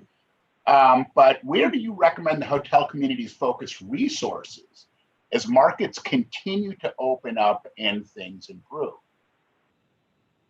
Yeah, I certainly think that, I can't say this enough, right? The demand has changed. So understanding what is it about your hotel that is unique, right? Not just about cleanliness and, what your safety measures, you've already had in place, and now you're, enhancing those and making sure that, the communication around what has taken place around those amenities and those attributes are done. But also think about why your property, and then adequately communicate that to your brand, to your distribution partners, it's so important. I think often properties, they get bogged into their day-to-day operation and don't necessarily take the moment to think about, well, what are the key points that I need to make sure about my property or my properties that resonate with the guests? Like, why do they come? I often, whenever I get an opportunity to visit a hotel, even, pre-pandemic, I'd make it my business to ask, the staff whenever I get a chance, when somebody checks in, do you ask them what's motivating you to come here? Like, why here, right? And so I think that getting that kind of data and sharing that with the folks that are, responsible for selling your hotel and for distributing your hotel is pivotal, especially in these times. That's really key. Yeah, fantastic response. Thank you. Shannon, near your heart, where do you recommend the hotel communities focus resources as markets continue to open and things improve? So I'm gonna say that resources really in sales, marketing, and revenue. I mean, now more than ever, I think the role of a revenue manager is important.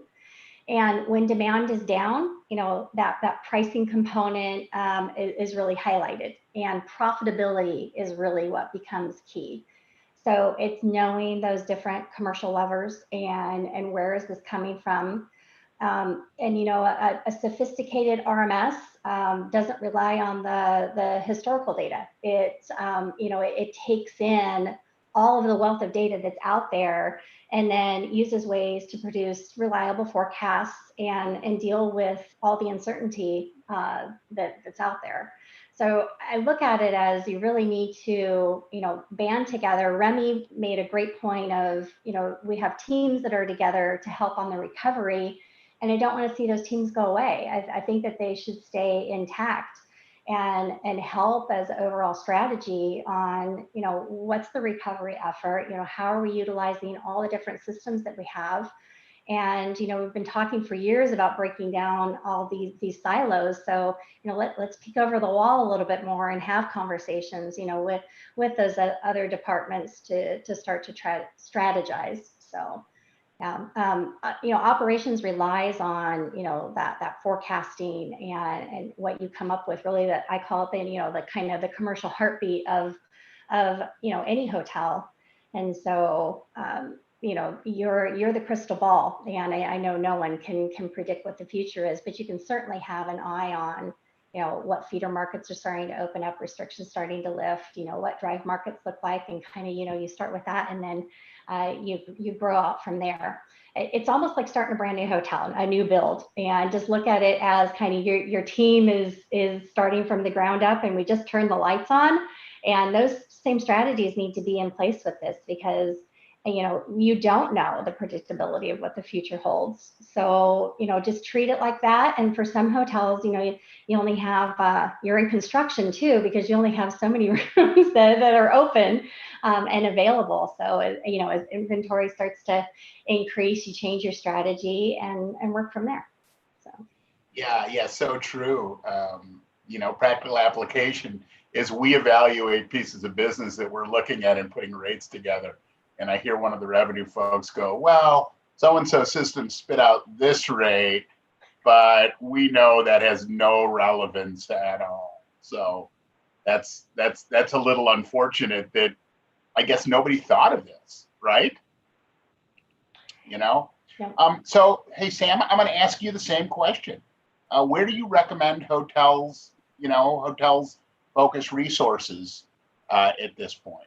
Yeah, I mean, look, I think Shannon and Gianna said it best. I mean, definitely sales, operation, and revenue. Those are the critical functions, right? But speaking from my former hospitality self, I really think that the guest needs to be at the forefront of this, and I really think that we have an opportunity here, to really change, the expectations of the traveler too, and exceed them in some cases. So I think, if we really need, and this was my viewpoint before COVID, we really had, as an industry, we needed to step back and actually realize who it is that we serve. And we serve at the pleasure of the guest. And I think if hotels can really, surprise and delight their travelers during this time, you will win a loyal guest forever.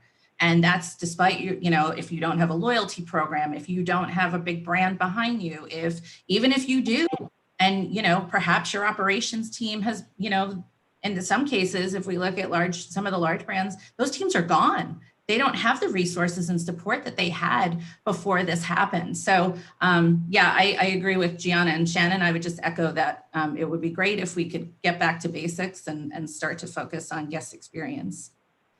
Yeah, every expense is being looked at. There's no brainers anymore. It doesn't matter how small it is. It's just interesting times, of course. So why don't I start with Shannon on this next question? And again, this question is for all three panelists. What guidance are you giving hotels to mitigate the considerable decline in business travel? Can you share some best practices?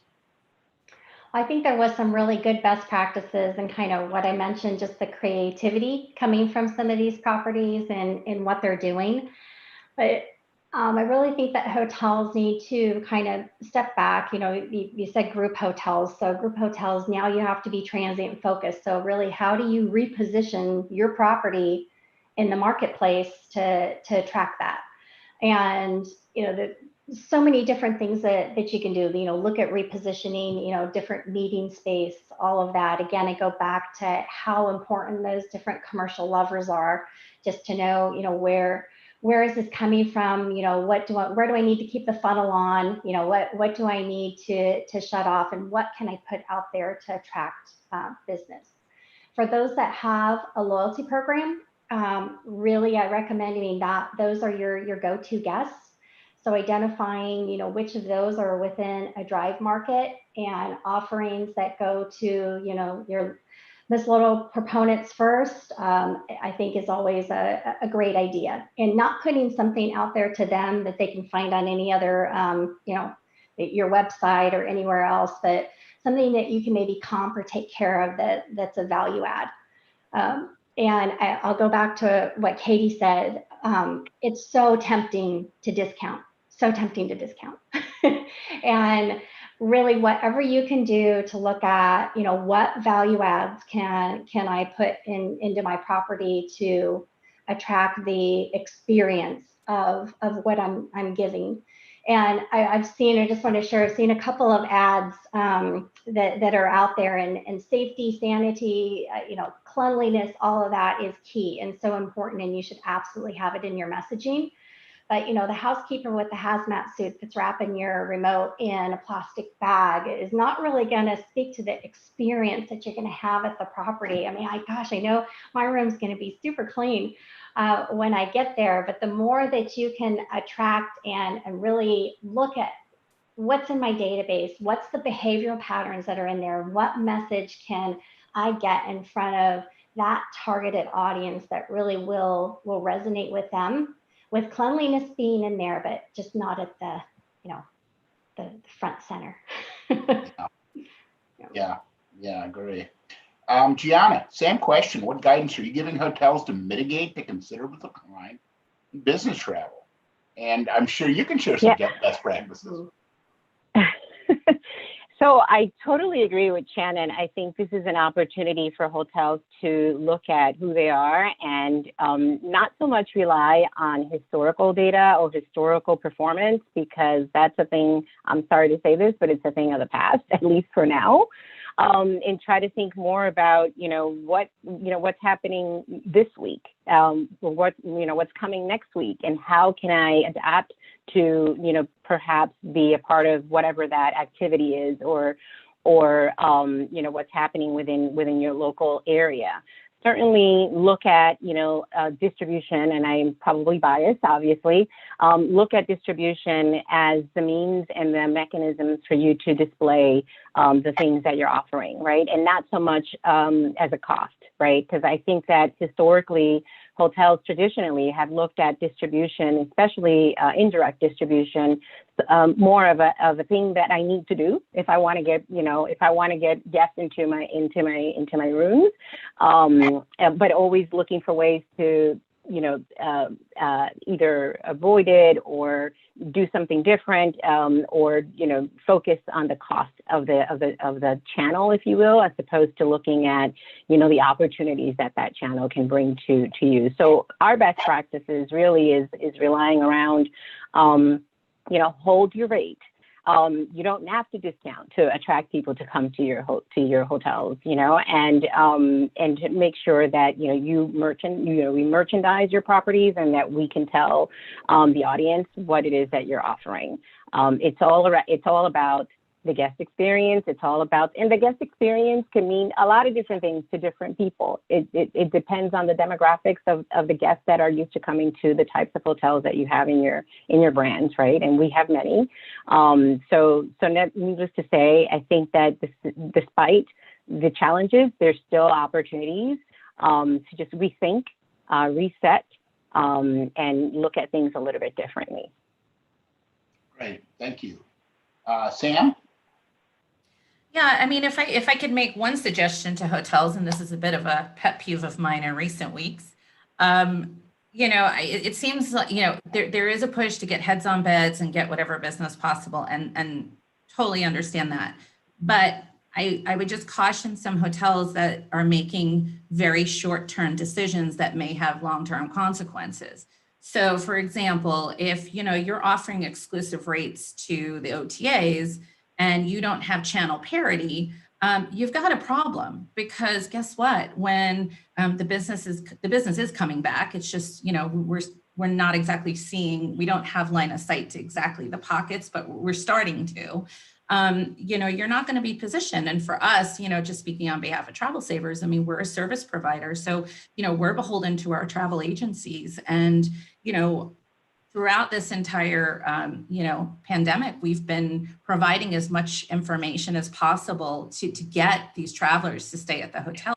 But it's really difficult when you're offering lower rates to an alternative channel that actually has a higher cost of sales. So I would definitely, say that that's something that hotels really need to be mindful of. Don't lose sight of the basics. You have to make sure that you're ensuring channel parity. That's just 101. And then you have to, pivot and do all these other things that we're looking at to drive additional business.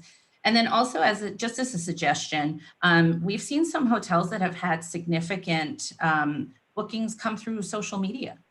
So if you're seeing that, you've got a great local following and you've got an Instagram presence, and we're seeing a lot of bookings that are being driven through. They may not actually be facilitated through that because that's not happening yet, I hope. But I mean, they're coming to our agents, but they're seeing it through social media. So I definitely think that that's something that could be, and I'm sure a lot of hotels are exploring that, but I think, across the board, it's something to explore as a marketing tool.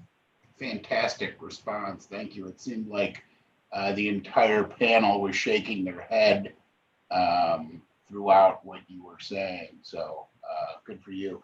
We've got some questions coming in Q&A, and obviously I've got plenty more questions for you, but I want to make sure that the audience gets recognized as well.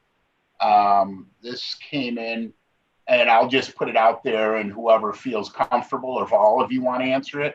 Are you investing more resources, time investment, in social media monitoring and action plans now? It looks like listening to customers is the current scenario, as has a lot to do with social media. Yeah.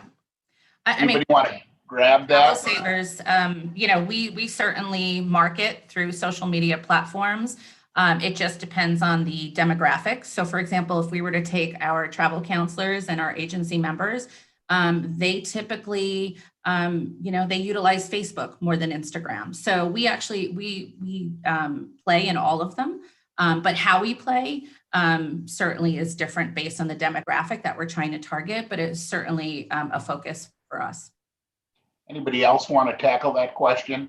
And then yeah, I can answer that just from what Sure. I know a lot of our hoteliers are doing, and they are putting those monitoring tools in place because right now you're trying to attract whatever business that you can. And Sure. I think it was Frank that mentioned it, and just looking at your partnerships. And I'm talking about local partnerships, so local businesses that are around you that already have a pretty heavy presence in social media following.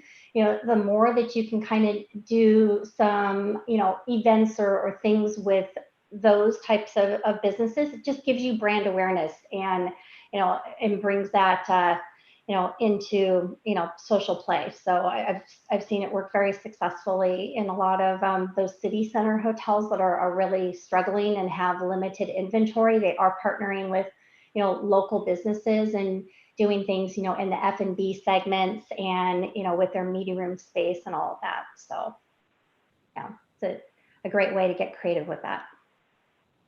Any follow-up? And I would add, we're same at Wyndham. We're doing the same thing. The digital space is definitely one that is of utmost importance for us. But back to Samantha, and I think that was a great call out, Samantha. I truly appreciate it with regards to parity. It is super important today, and that is a message that resonates, and we make sure that we share that with our properties on a daily basis, our operations teams, anybody that is in contact with the hotels, how important it is to really merchandise your hotels. And what I mean by that is making sure that all of the doors and all of the windows are open, unless you're running 100% occupancy at your hotel, which there's not a lot of hotels doing that today. The business should be welcome, right? If you put your product out there, focus around enhancing your product and making sure that it's meeting the needs of the guests, let us do the rest, right? And we rely on partners, whether they're online travel agencies, traditional travel agencies, wholesalers, all of our partners that are, we're working very closely more than ever today, just to understand what things we could do better as a brand to ensure that there is seamless distribution, and that there is, as best as we can, improve time to market with any new attributes or any new information from our hotels and our product is super important. And of course, social media is a part of that as well. Great, thank you. Another question came in, and generically, and it says, what's the feel currently on OTA versus direct to business? So any changes with what, maybe Gianna, I don't know, probably because, I'm sure you'd prefer your customers to go direct. It's obviously a cheaper channel for everybody involved, but I know that in our branded hotels right now, we are going to any and every channel to run some revenue. So what are you guys seeing in that? And I'll start with Gianna. Yeah, I think that, yes, I mean, there's always that idea and a concept that, hey, wouldn't it be great if we could just have all of our business come through directly? That's, you know, a goal, right? Now, that's not necessarily the reality of how the world turns, right? And we just talked about how, you know, the demand and how consumers are, you know, ever changing and evolving, and depending on the demographics, it'll continue to do so, right? So there is the way that the consumer wants to shop and book, and then there's the way that we want to receive the business, right? So that being said, I think that in this environment today, we're put in a position where we certainly have, you know, to bring down some of the walls that might have been created over the years to you know, to discuss maybe different approaches, to discuss more beneficial ways of being able to increase production, if you will, and, you know, create more win-win-wins, right? When you talk about creating demand through intermediaries. And sometimes it may not just be about creating those opportunities, but more so about educating, right? I think we've, you know, shared in the past a couple of times where we think about distribution. Often a hotel thinks about how that room gets distributed to a third party per se. And there are a lot of costs associated to doing that. I get it. But at the same time, we live in a world in the hotels where it's a very fragmented space, right? Our ownership is very fragmented. Therefore, our systems are very fragmented. And to deliver a room and the inventory of that room to a distribution partner takes a lot. It almost takes a village, right? And there's a lot of complexities, right? And it's not just one system that is sending across that information. So I think that, you know, there's a time now to revisit maybe some of the things that we do and maybe look for opportunities to streamline and maybe reduce some costs, but certainly educate. I think education is a huge, you know, item that we just don't do enough to our hoteliers and to owners at large, and vice versa, right? So on the other side, distribution partners are not often that familiar with the fragmentation that exists in ownership and management and systems within a hotel company. Great, wonderful. Anybody else want to grab that question?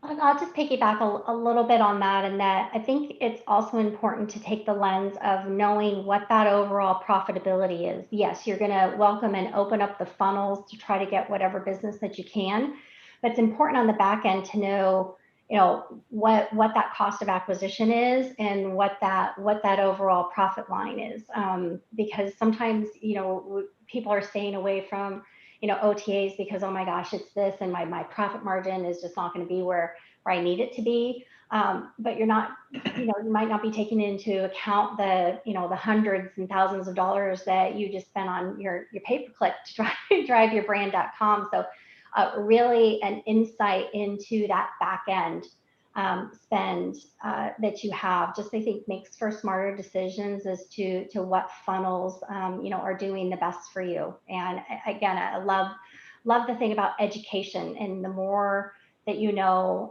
about what those different channels are, you know, how to utilize them, and again, what is the end equals picture.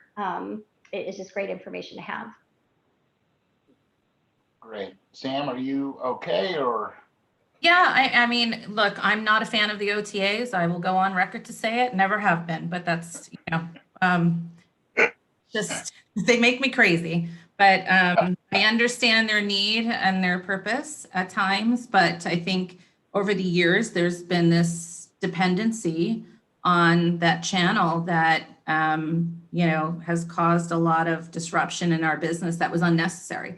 Disruption for good is a great thing, but you know, what I'm seeing now, we did a demo with Sabre last week, and you know, there are chains that have always had, you know, consistent channel parity that just don't have it right now because they've just completely forgot, or they've forgot to look that GDS bookings are actually happening. They're not happening at the levels to which we're used to, but they are still there. And I'm not in favor of giving one entity a leg up over the ones that are actually delivering a real service. And obviously I'm biased. I work for a travel management company, but there is a value to the service that our agencies deliver. And I think it's time that we take a step back and actually look at valuing the service. I mean, if hotels expect to be compensated and paid by the guests for the services that they provide, travel agencies should be the same. And fortunately, we're able to do that in a direct booking environment so that we're able to partner with our hotel suppliers on their distribution strategies and actually, try and drive more bookings direct if that's what they want to do.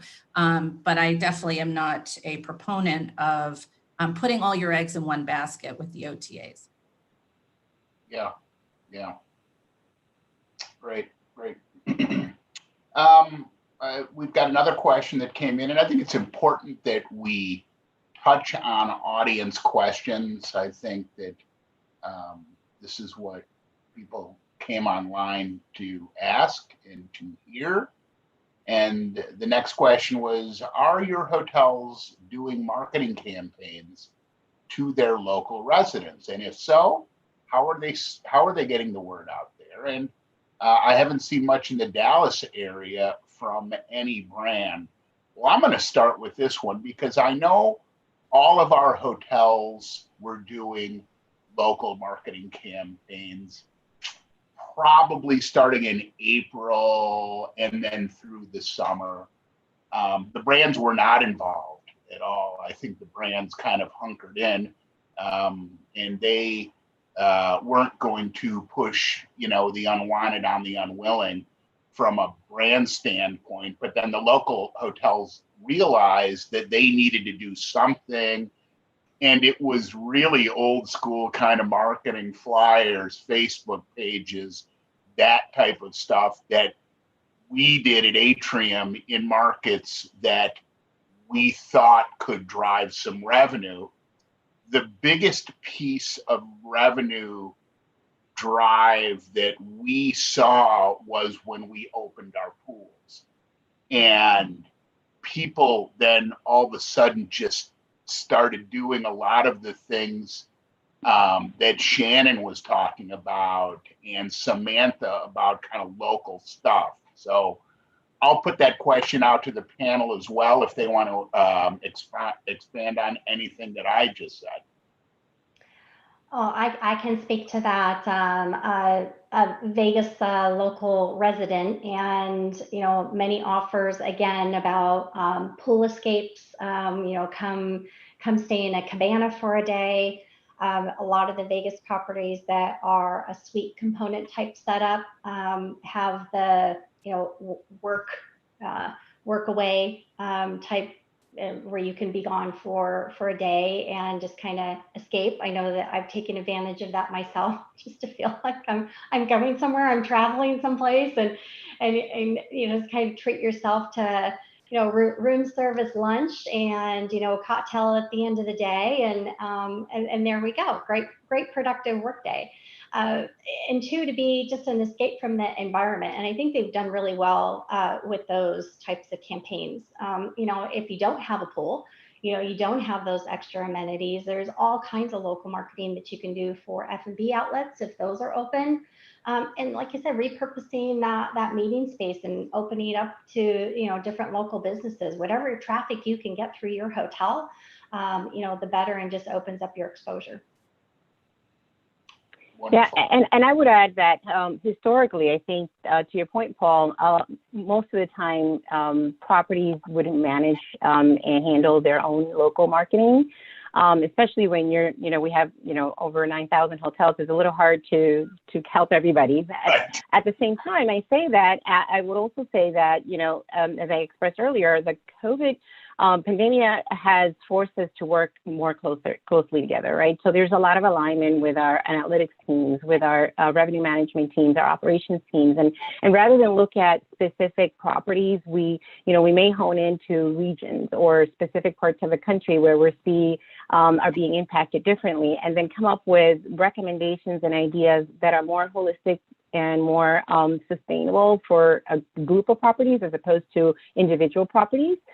That's not to say that we're not supporting them in their local promotions either. I mean, we do have best practices that we offer and some ideas of what things they can do, who they can partner with, and how to form partners and what things to consider. But more than anything, I think, has been being able to look at at a group of hotels. More from a geographic location and just the impact of the economics or what might be happening with the pandemic at the moment, and just help them drive and get some of the demand that may be created in those areas. And even, I'm sorry to say this and it's sad to say it, but even with all of the issues around natural disasters like fires and hurricanes, those unfortunately create and generate demand for some hotels, right? So it's being able to capture and help hotels get the most out of those situations and prepare them for that as well. Wonderful. Well, I think we have time for one more question to all of you, and this is really a great question that may require some thought, but Anna Cole asks, how can HEDNA better assist with improving It Takes a Village to Distribute a Hotel challenge? So this is kind of an opportunity for you guys to look at your association and offer an opinion. Samantha, we'll start with you. We haven't heard from you in a couple minutes, so.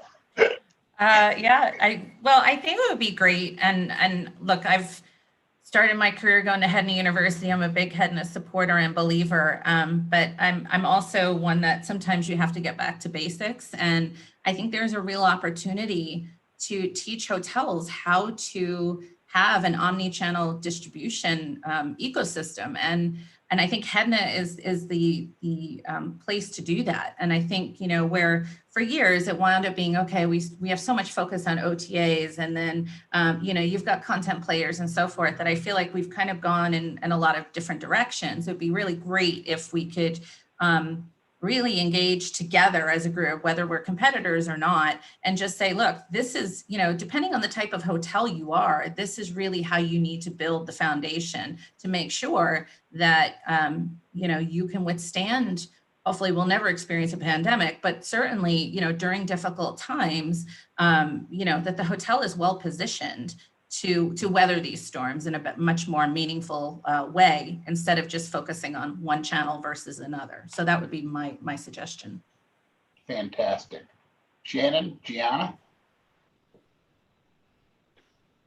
So I'll go next, and I'll say that I couldn't agree with you more, Samantha. I mean, I can't remember when my first HEDNA meeting was, but it was many, many years ago. I will spare you guys the date. But back in those days, I remember where we had very frank and transparent conversations, right? And at the end of the day, we came to the table with a challenge, and we sat in rooms and even whiteboarded if we needed to come up with recommendations and solutions, right? And so it was a group of hoteliers working with, at the time, the global distribution systems. Those were our main, form of distribution, if you will. And they were difficult conversations sometimes, but it was the way that we were able to get through finding solutions and implementing solutions that could apply to all of the players in the ecosystem. And I think that I would love to see some of that come back. I know that we've grown significantly since those days, so we're much larger group, and we've expanded beyond distribution to include themes like payment, which are also very relevant. However, I think that element of transparency and that safe space to be able to share with each other where the challenges really are is one that I'm missing and that I would love to see the organization bring back. Shannon? Yeah, great answer. And what I think it's really all about is if everyone recalls those pillars that we saw in the beginning when we opened up this mini at-home conference, we're all talking to each other right now, and that's what this pandemic has done. So Gianna, just like your example, you know, you would sit and you would collaborate and work with these different teams. And I don't want to see that go away. I know in 2008-9 crisis, you know, people were all of a sudden had all these extra hats. And, you know, kind of when we came into recovery, the hats never went away. Everyone's hats stayed on. And I think you're going to see the same thing with this. And I don't want to go back to that kind of original hierarchy. I think that now is the time to really work with your organization in having those discussions and everybody being in the know and really developing that stellar commercial team. You know, it doesn't have to be this siloed structure. You know, the more that you can sit and work with each other and have those communications and talk about your strategies, you know, the better informed you'll be. And it's surprising, people bring different aspects and lenses to the conversation. So to have those within, you know, the HEDNA environment and atmosphere, and, you know, those different voices that represent all of those pillars, I think is key moving forward. And those that embrace it and do it will succeed. Wonderful. I believe we are out of time at this point. I really want to thank Samantha, Shannon, and Gianna for some fantastic advice for those that were online and listened to the challenges and the best ways to try to move forward in this very difficult situation. Over to Audrey. Wow, thank you, Paul. Thank you, Shannon, Samantha, and Gianna. That was fabulous. That was really good. It's very insightful to hear. And it was good to have a hotelier asking those tough questions. I think it was wonderful. So thank you, all of you. It was a really good opportunity to hear directly from our panelists today. I think, Paul, you mentioned sometimes we forget where to start or where to focus because we have so many competing priorities at the property. Is it an operational issue? Is it a pricing issue? What is it that's going on? Our property leaders, they need to hear from us and they need to have the opportunity to ask these types of questions. So this session was very invaluable. So thank you all. We really appreciate it. Thanks, everyone. Thanks, everyone.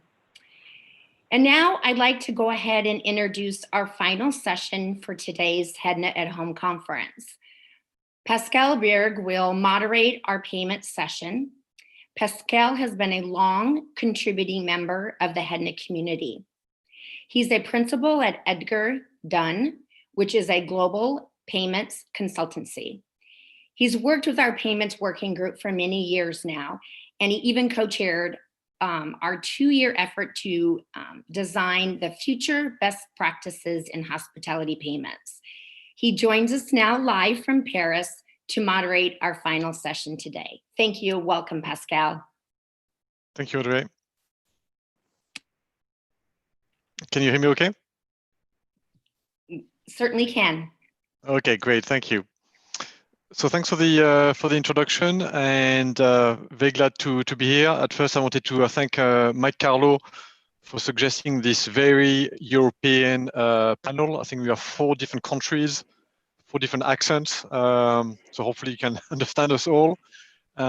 Mike also asked me to make sure we all respect the code of conduct. So of course, we're going to be compliant with antitrust and competition laws. And the panel here is to discuss how we can really reinvent the guest payment experience during this time. So what I'm going to ask is at first each panel member to introduce themselves, and then we'll go straight into the conversation. So we'll do it in the maybe alphabetical order. So Christian, do you want to go first and quickly introduce yourself? Yeah, absolutely. Thank you, Pascal. And thanks to HEDNA. My name is Christian Meissner. I'm working with Deutsche Hospitality, the more regional European hotel chain. And here I'm responsible for the digital distribution and consumer payments part of the company. Great, thank you. And I think we've got Maria from the Netherlands. Hi, Maria from Adyen, based in Amsterdam. I'm a global head of hospitality within Adyen. And for the ones that don't know, Adyen is the payments processing company that is processing for all the famous tech companies, but as well retailers and hoteliers. Great, thank you. Thanks for making it today. And finally, we're going over to Spain to Javi. Javi, I think you're on mute. Sorry about that. This is Xavi Ginesta. I'm with Voxel Group. We do electronic invoicing, and we are very involved since the last 4 years with HEDNA. We've been participating in the development of the Open Payment Alliance standard, and we're currently implementing the first version of the payment manager that runs this new infrastructure and running the initial early pilots. Great. Well, thanks. So now you know who's on the panel. And as Audrey mentioned, I'm a director at Edgarden, a consulting firm in payments. I run a trial practice, and I'll be your moderator today. So what we thought we'll do is we have 3 topics we wanted to cover with you today. We'll see if you have time, maybe 10 minutes on each topic, and then make sure to have time to look at your questions. So please fill in your questions in the Q&A tool. So the first topic we wanted to discuss is, for those of you that read the report that we written a few years ago, a big topic in the hotel industry is the emergence or not of advanced prepaid rates that are being potentially collected centrally. So really the way, how do we collect payment from the guests? Do we do that ahead of time? Is it done centrally? And the first question maybe to the panel on this key topic, I mean, no one has a crystal ball, but with COVID, do we have a sense that there'll be more adoption of this kind of advanced prepaid bookings? There'll be less adoption, too early to tell. What can we share on this key topic? So, maybe if we start with the hotel side, I don't know, Christian, if you want to maybe share your view on this key topic. Yeah, happy to do so. Yeah, I totally agree with what you just said. Okay, that we have seen, or what we have seen from a hotel perspective over the last years is that the fact of paying in advance, paying upfront, also from 60, 90 days or whatever, so a long-term advance payment, getting, especially in the European countries where we mostly like to deal with cash, is getting more and more accepted. But what we're now seeing since COVID-19, so especially the last month, is that that after the first peak of the lockdown and so on and so forth, so that the business is actually recovering. What we're now identifying is that there's a slight change in the behavior of guests and how they are booking rate plans and requesting a bit of flexibility in the payment terms. So they are, we've seen, they are willing and able to pay in advance in case they're able to refund without any additional costs. I think it's more or less the uncertainty and the need for security. Okay, can I travel or not? And in case I'm not able to travel, am I able to get my money back? And this is what we're actually seeing when we're looking at our booking windows and the rate plans. We have several rate plans set up, some rate plans with payments, some without. And here we can clearly see, okay, that the most of the time more expensive rate plans without prepayments are more often booked than the cheaper ones with payment. And we are requested by our guests and travelers to change the terms of payments. Okay, so really a key trend around the flexibility and potentially being able to to get refunds. I mean, Maria, you work with many hotels, and of course each hotel has its own policy, and we heard earlier that of course each guest segment is different. But do you have a view on that? Are you seeing trends about the way the market is going in terms of prepaid advance bookings? Yeah, so hotels want to offer different ways, of course, for their guests to pay. So they want to offer different payment methods, so they can choose either before coming on or where they're in a hotel. But like what we can see on the platform is that after the lockdown started, we could see that the number of the volume of authorizations swapped with volume of refunds. We didn't see that many chargebacks from hotel side, but like on the other side, they really had to refund as much more than they can get authorizations. So yeah, that's Maria, I think you shared a slide with me. Do you want me to share my screen so we can maybe you can show this? Okay, so let me try to see if I'm not too technology challenged, and whether can you see the slide? Yeah, so this is what I was referring to. So if you look at the dates from March, where the with the green color is the authorization count of number of transactions, then you can see how that swaps with like, okay, now you don't have that many authorization, but you have like much bigger number of refunds than is usually expected. So here the drops are only weekends, but the rest of the days you can see that all the hotels had to refund quite a lot during lockdown. And what you're saying is so the chargeback line is that green line, right? So you didn't have too many issues there, because we had another webinar in the airline sector where there were issues of consumers trying to get a refund and maybe trying to get a chargeback, kind of double dipping, right? So we didn't see too much of that in the hotel sector, or it's hard to tell if there's double dipping? They didn't do it directly with the hotels when they book with the hotels, but I think it was done much more when they were doing with a reservation with OTAs. So in that case, it was more visible to have chargebacks. Mm-hmm. Okay. Yeah, maybe Christian can add from his perspective. This is just data from our platform. Sure. Okay. Well, thanks for sharing that, and you've hidden the actual numbers, so plus it's in aggregate, right? So we. This is aggregate of all hotels. Yeah. Okay. So hopefully, I think it reflects what happened, and especially the higher amount of refunds versus the authorization. So money we have to pay out and versus money we are able to collect was in the past quite challenging, also especially to ensure to the partners dealing with our payments here, to ensure the liquidity, so that there's enough money to pay out on the accounts. And this is something speaking for my company, but I think for most of the companies taking part in the session, we weren't prepared for that, for payout in such amount. So this was a lot of manual work to keep the balances on the accounts that high that we were able to pay out. On that topic, Ravi, you spend a lot of time in the hotel ecosystem. So without naming names, within the companies you've met, was it similar? A lot of manual processes to handle things like refunds, and did that really impact negatively the guest experience? And are we out of it now, or we're still in that mess, do you think? Yeah, I'm more on the B2B side of payments, but yeah, we do work with thousands of hotels worldwide.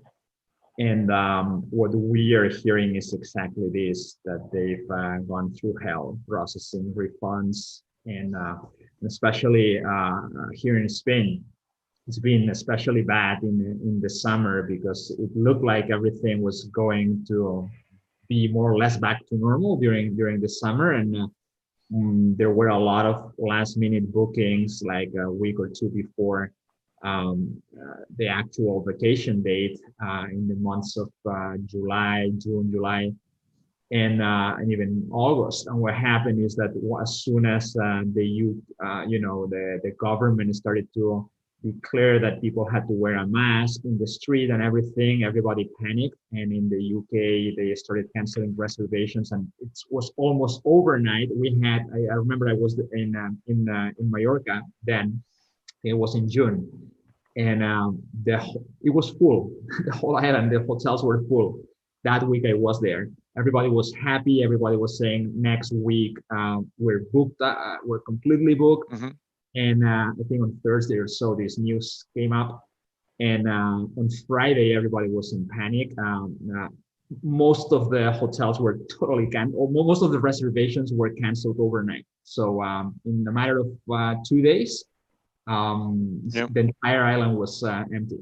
So it goes back to Christian's point about consumers really expect that flexibility, and us in the payments industry, we really need to make sure that we can deliver then on these refunds and really limit the the negative impact on the consumer.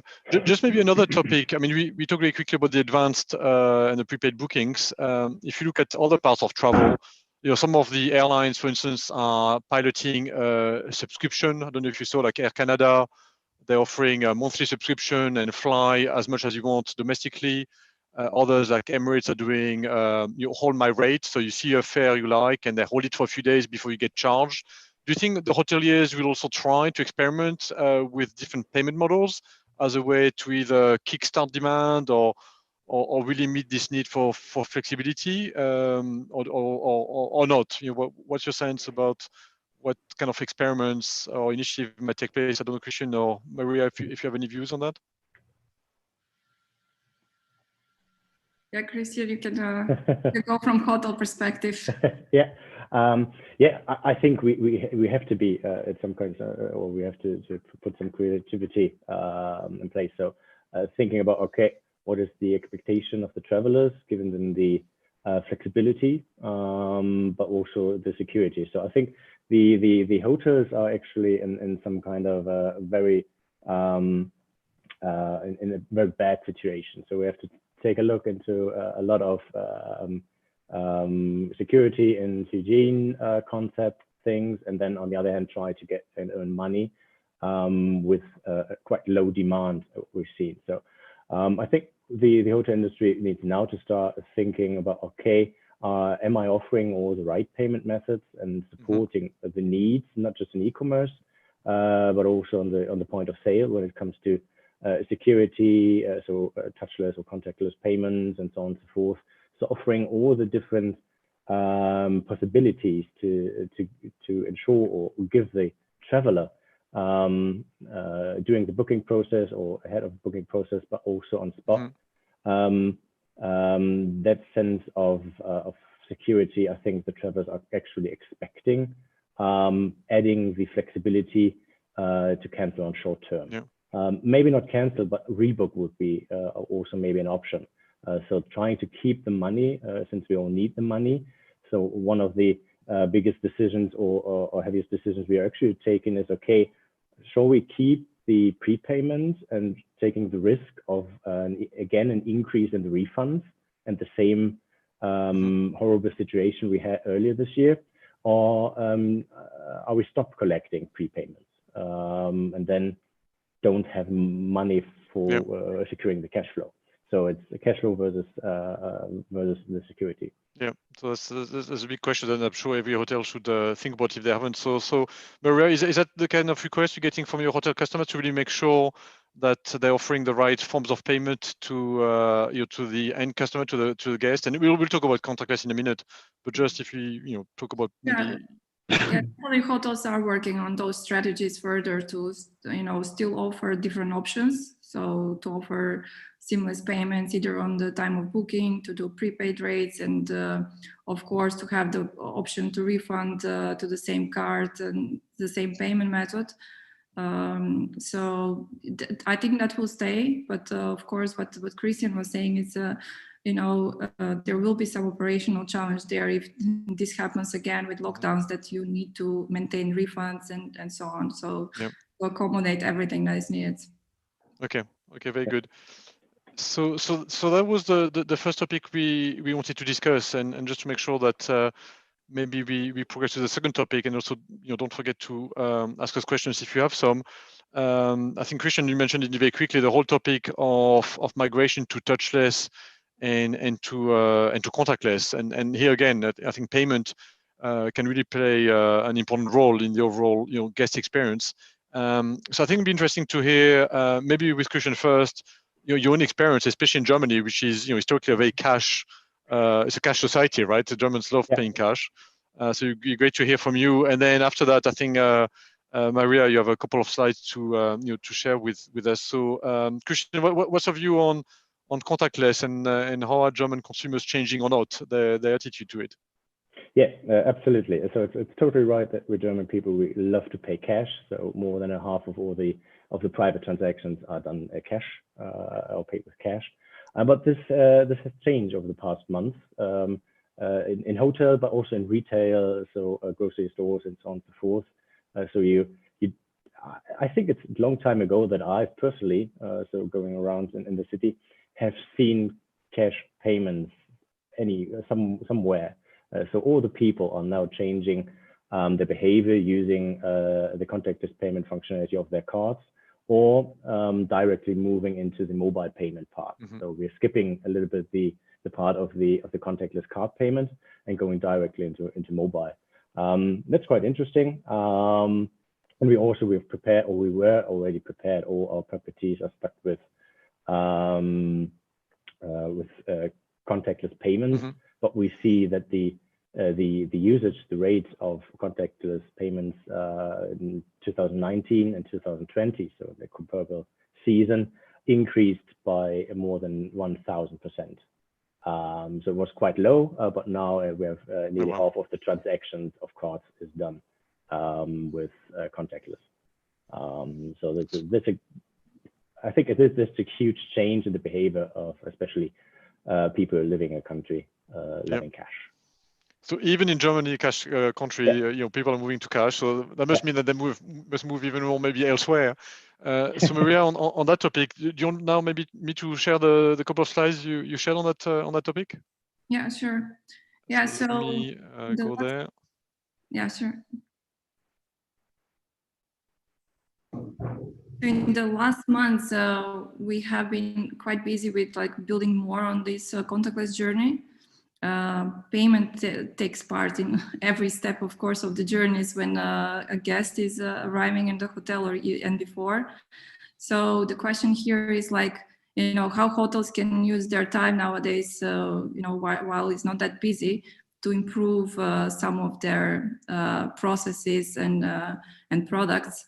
And here you can look at every step of the journey. You can look what you can digitalize. Is it the messaging? So many hotels, what we're building with them now is they're trying to remove the lobby, because all of us as travelers and also in hospitality industry, that's one of the places where people might stand in a row and they will not like it anyhow, especially not today. So then the question comes what we can do to remove that step. And what they are doing is they kind of send emails before arrival, asking for check-in information, asking for payment, and and just give the key when they enter the door. With that, of course, you're solving an issue which was there already before, how we can optimize the journey on the on the check-in point. But now with COVID, hotels will be forced to even think much more about this and implement different strategies. So the same can happen also if you look at the restaurant. Is it a terminal and then you use contactless card? Is it again, some hotels, some casual dining, especially restaurants, are implementing QR codes on their tables. So you would have to, the guests will have to use their mobile phones. And then here payments are a bit shifting more towards the e-commerce side, and hotels and food and beverage parties have to also look into implementing 3DS. They have to look in payments in a different way. Do you want me to go to next slide? Yeah, sure. Yeah, maybe also Christian can add on this. Yeah, this is just the simple, if we talk about contactless, this is just, you use your contactless card or using your phone, or use any type of payment method as Apple Pay, Samsung Pay, Google Pay, and you name it. All of this is available on the payment terminals, but also consumers are using them much more nowadays. So if you go on the next slide. Just maybe on that one, just a question for Christian. I mean, I don't know if you can share, or if you have a view. You mentioned that some consumers, use a contactless card, versus others have just leapfrogged and use their mobile, maybe because they have Apple Pay. Do you have a sense in Germany of the split? Is it still mostly contactless cards, more traditional, or are people really full mobile now, or is it hard to tell? Does it really depend on the hotel or the generation?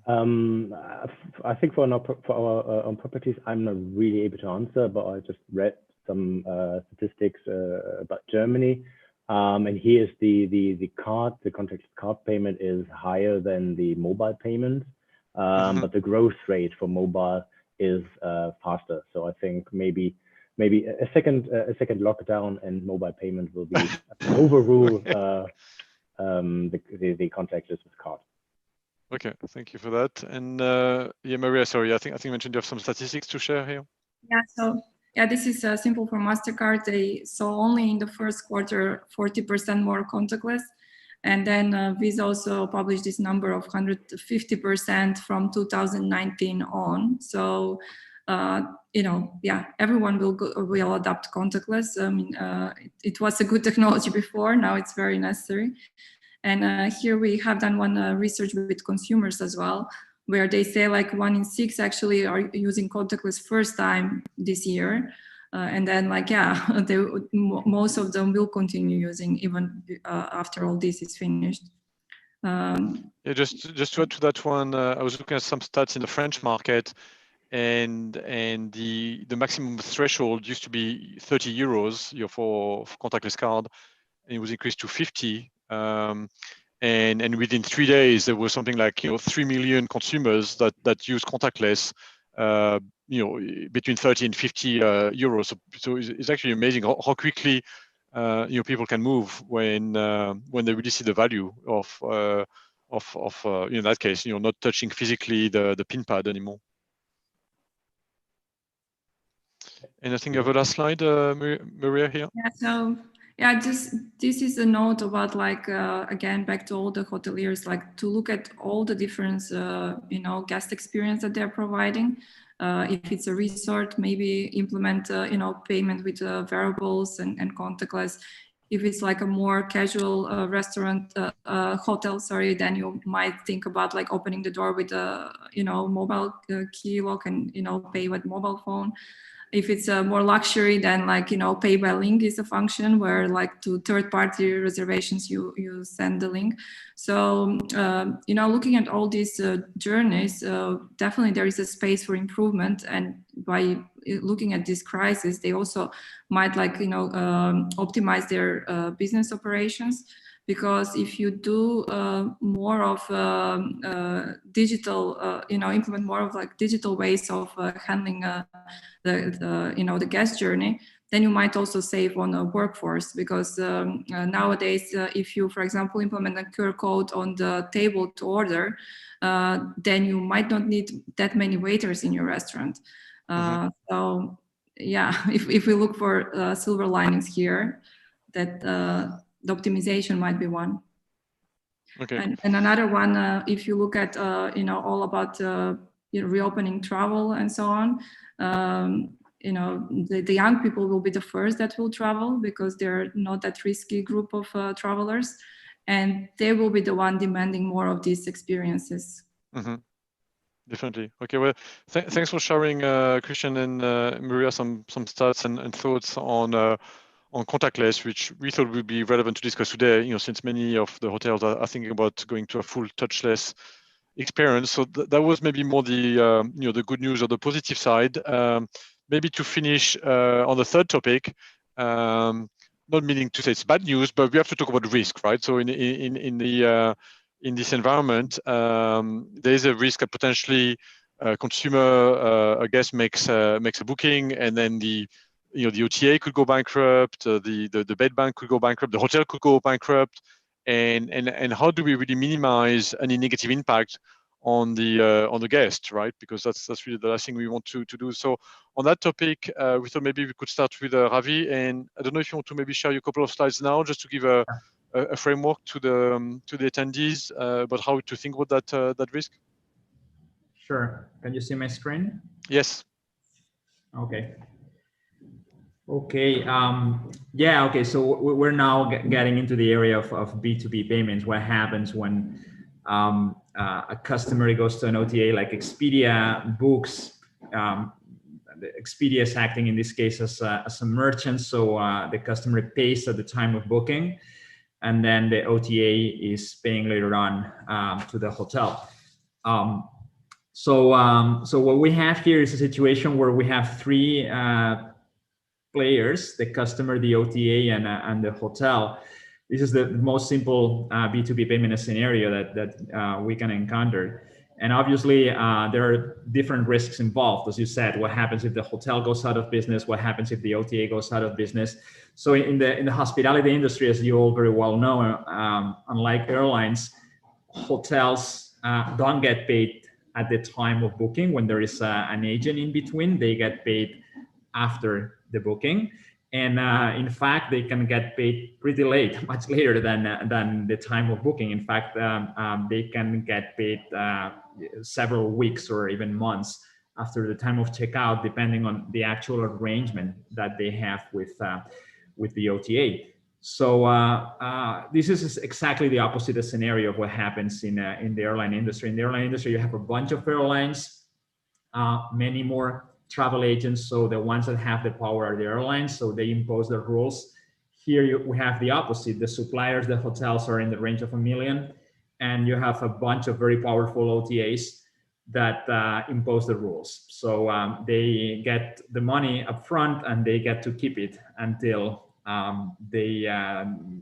until either the time of check-in or sometimes a few weeks after checkout.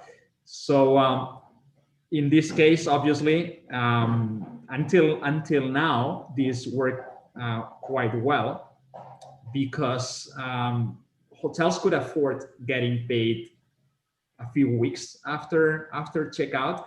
This actually, today, I think it's an anomaly because this is a practice that comes from the times of the tour operating era, or before the internet, when tour operators used to require an invoice in order to pay hotels, and processing a paper invoice took time.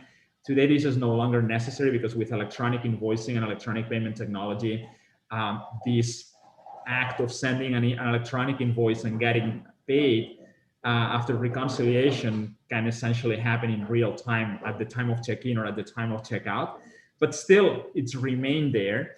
And it's a weird situation that happens only because there's a third player that's not in this slide, which keeps everything together and keeps everything working together. And that third player is called the credit insurance company. So hotels were able to accumulate significant debt from OTAs for weeks after checkout, because there were these credit insurance companies that basically insured all their sales. So what meant is that in case that the OTA went out of business, the hotel would get paid by these credit insurance companies. Now, this worked very well before COVID-19 because that was a very stable situation where nobody pretty much went out of business. It was very rare that happened. We of course had the issue with Thomas Cook, but that was not the typical thing. Now the problem, that safety is no longer there. The risk is much higher. The possibility that an OTA, no matter how large, can actually go out of business is there. And that's caused credit insurance companies to lower their credit lines. In fact, in some cases, they just don't give any credit to many customers. And because of that, hotels now have a significant problem to operate in the terms they were working before. And that's in fact probably good news, because back to the previous question, if it makes more and more sense to go to the airline model, to the prepaid model, I think it's not that it makes sense today, it's basically a necessity. Hotels are moving more and more towards prepayments, and this situation where we had this time of payment that was was much later than checkout, this is disappearing because there's no credit insurance that's supporting this. So everybody is moving towards payments at check-in, and that's causing a rise of payments based on virtual credit cards. But not only, there are other alternatives to credit cards that are also emerging in this context. Probably this is the other opportunity that we have to see alternative forms of payment coming in. And the third opportunity that we have here, besides these two that I just mentioned, going to prepaid refundable rates and injecting alternative forms of payment into this space, is the possibility of streamlining everything. Until now, the way B2B payments were processed in the hospitality industry was very manual, very cumbersome, very error-prone, and there were a lot of pain points. Breakage being one of the main ones that hoteliers were suffering. So I think that now we have an opportunity to automate everything so that B2B payments can happen in a fully streamlined manner, which is essential. That's actually a key to any industry, that payments happen timely and in a frictionless manner is something that should be taken for granted. That's not the case in the hospitality industry. And this is why in HEDNA we promoted the development of the Open Payment Alliance. Essentially, the Open Payment Alliance is a framework for streamlining B2B payments in the travel space. And it just turns out that COVID has become an additional justification. We never thought that COVID would be an ally to foster the deployment of the Open Payment Alliance, but the fact that COVID is now pushing forward this need to pay faster, to pay at the time of check-in or even a few days before check-in in some cases, calls for the need to streamline everything. Because what you have on the screen is the simplest scenario. That's very simple, but you can get into much more complex scenarios, something like this, where you have an OTA, a bed bank, or several bed banks between the OTA and the hotel, and everybody may have different payment arrangements. It could be, for instance, that the bed bank agrees to pay with a VCC at the time of check-in at to the hotel, but then that same bed bank is getting paid on net 30 terms from an OTA. So that means that the bed bank has to pay the hotel before it gets paid from the OTA. So there's another source of risk there. It may be it might be reasonable for that bed bank to accept that risk, especially if it has a credit insurance company. If it doesn't, maybe it's not so acceptable anymore. In any case, and Ravi, so if I may interrupt, because we only have a couple of minutes left, one key takeaway I think from what you're saying is we really need to sort out our B2B payments, because it's really impacting the guest experience, especially if things go wrong, right? If any one of these players goes down, well, we better have something that is either prevents that risk from happening, or that is streamlined to be able to handle it quickly, because otherwise the guest is really going to suffer, right, from any bankruptcy or any issues happening in that chain. Yeah, right. If something goes wrong here, if there is no, it depends on exactly who goes out of business, right? So if we are saying the guest, once the guest has paid the OTA, the guest has paid, he's thinks that he's going to be able to go to the hotel. But what happens if the bed bank goes out of business? The hotel is not getting paid. The guest goes to the hotel, and but the guest has paid the OTA. The hotel got the booking from a bed bank, not from the OTA. The hotel might not even know that this booking originated in an OTA. That could be actually the case. The bed bank goes out of business. The hotel is not accepting that guest on board. Check-in. So that's the thing. If the customer has paid upfront, there is no reason nowadays why the money should not reach the hotel throughout this entire value chain before check-in, at the latest at the time of check-in, because everybody's covered. If the customer paid with a credit card, the OTA pays with a virtual credit card, and the bed bank or the hotel go out of business, both the guest and the OTA are covered by the card schemes, right? So there's nothing to fear. There's no reason why they should not pay before or a check-in at least, right? Yeah. So we definitely need to see how we're going to see how everything is gonna move faster than it would have anyway, because I think that was a movement that was going to happen sooner or later. But COVID is definitely accelerating this movement.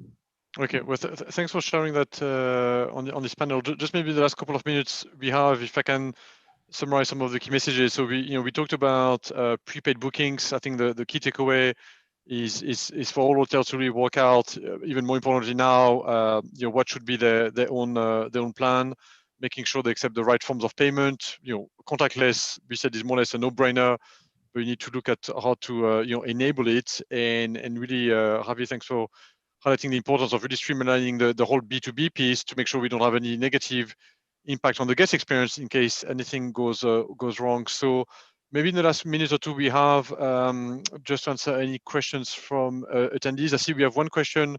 No, Maria, I don't know if you want to answer it or someone else. We have a question about contactless payment. Does it help meeting the requirements of STLY? I was waiting to see how long it would take before we would mention strong customer authentication, which is a hot topic in the hotel sectors, and I see Christian is laughing as well. So do you want to answer specifically that question, or more broadly, in 1 minute, whether and how hotel need to think about STLY? Yeah, so if we talk about contactless on payment terminals, then definitely it's a strong customer authentication because you have the card present. But if we're talking about getting more of e-commerce payments, what I mentioned about getting the person to check in on through email, message, and online, then all the hotels have to start looking into 3DS and implementing strong customer authentication. And if anybody on the line is somehow involved in payment or distribution and you don't know what we're talking about, you need to get in touch with one of us because we don't have much time to get ready. Christian, any views on STLY? I'm sure you're ready, but I hope. Some kind of ready, yeah. So we have some months or two months left until we have to be ready. But yeah, as you said, I think for the companies operating, especially within the European Union, need to be aware of this topic, some customer authentication. Yeah, it's okay. Well, it's on top of all the whole COVID-19 thing is to implement a regulation which will affect the whole e-commerce environment. And that affects the guest experience, right? So that's why I think it's a good question, as you said, especially in Europe.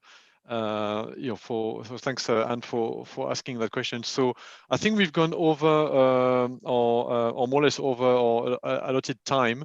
So Audrey, do you want us to finish now and we hand over to you? That would be great. We could continue and have more of this discussion because this is so helpful.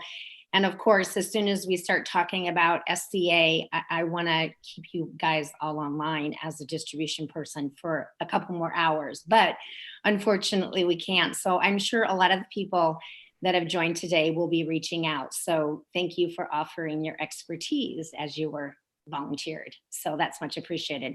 Thank you, everyone. That was an incredible panel. I can certainly understand you guys have been extremely busy in the payments working group as well, and we really appreciate it. So it was a great panel. Thank you. Okay, thank you. Thank you. Everyone, our time is up and our sessions have concluded for the day. I just wanted to say thank you so much from the HEDNA Board of Directors, the HEDNA at Home Conference Chair, which were Mike Carlo and myself. A big thank you to our conference keynote speaker, Katie Morrow, always has lots of valuable information, and to our moderators, Henry, Paul, and Pascal, and of course to all of our panelists. They put a lot of time and effort into these sessions, and we greatly appreciate that.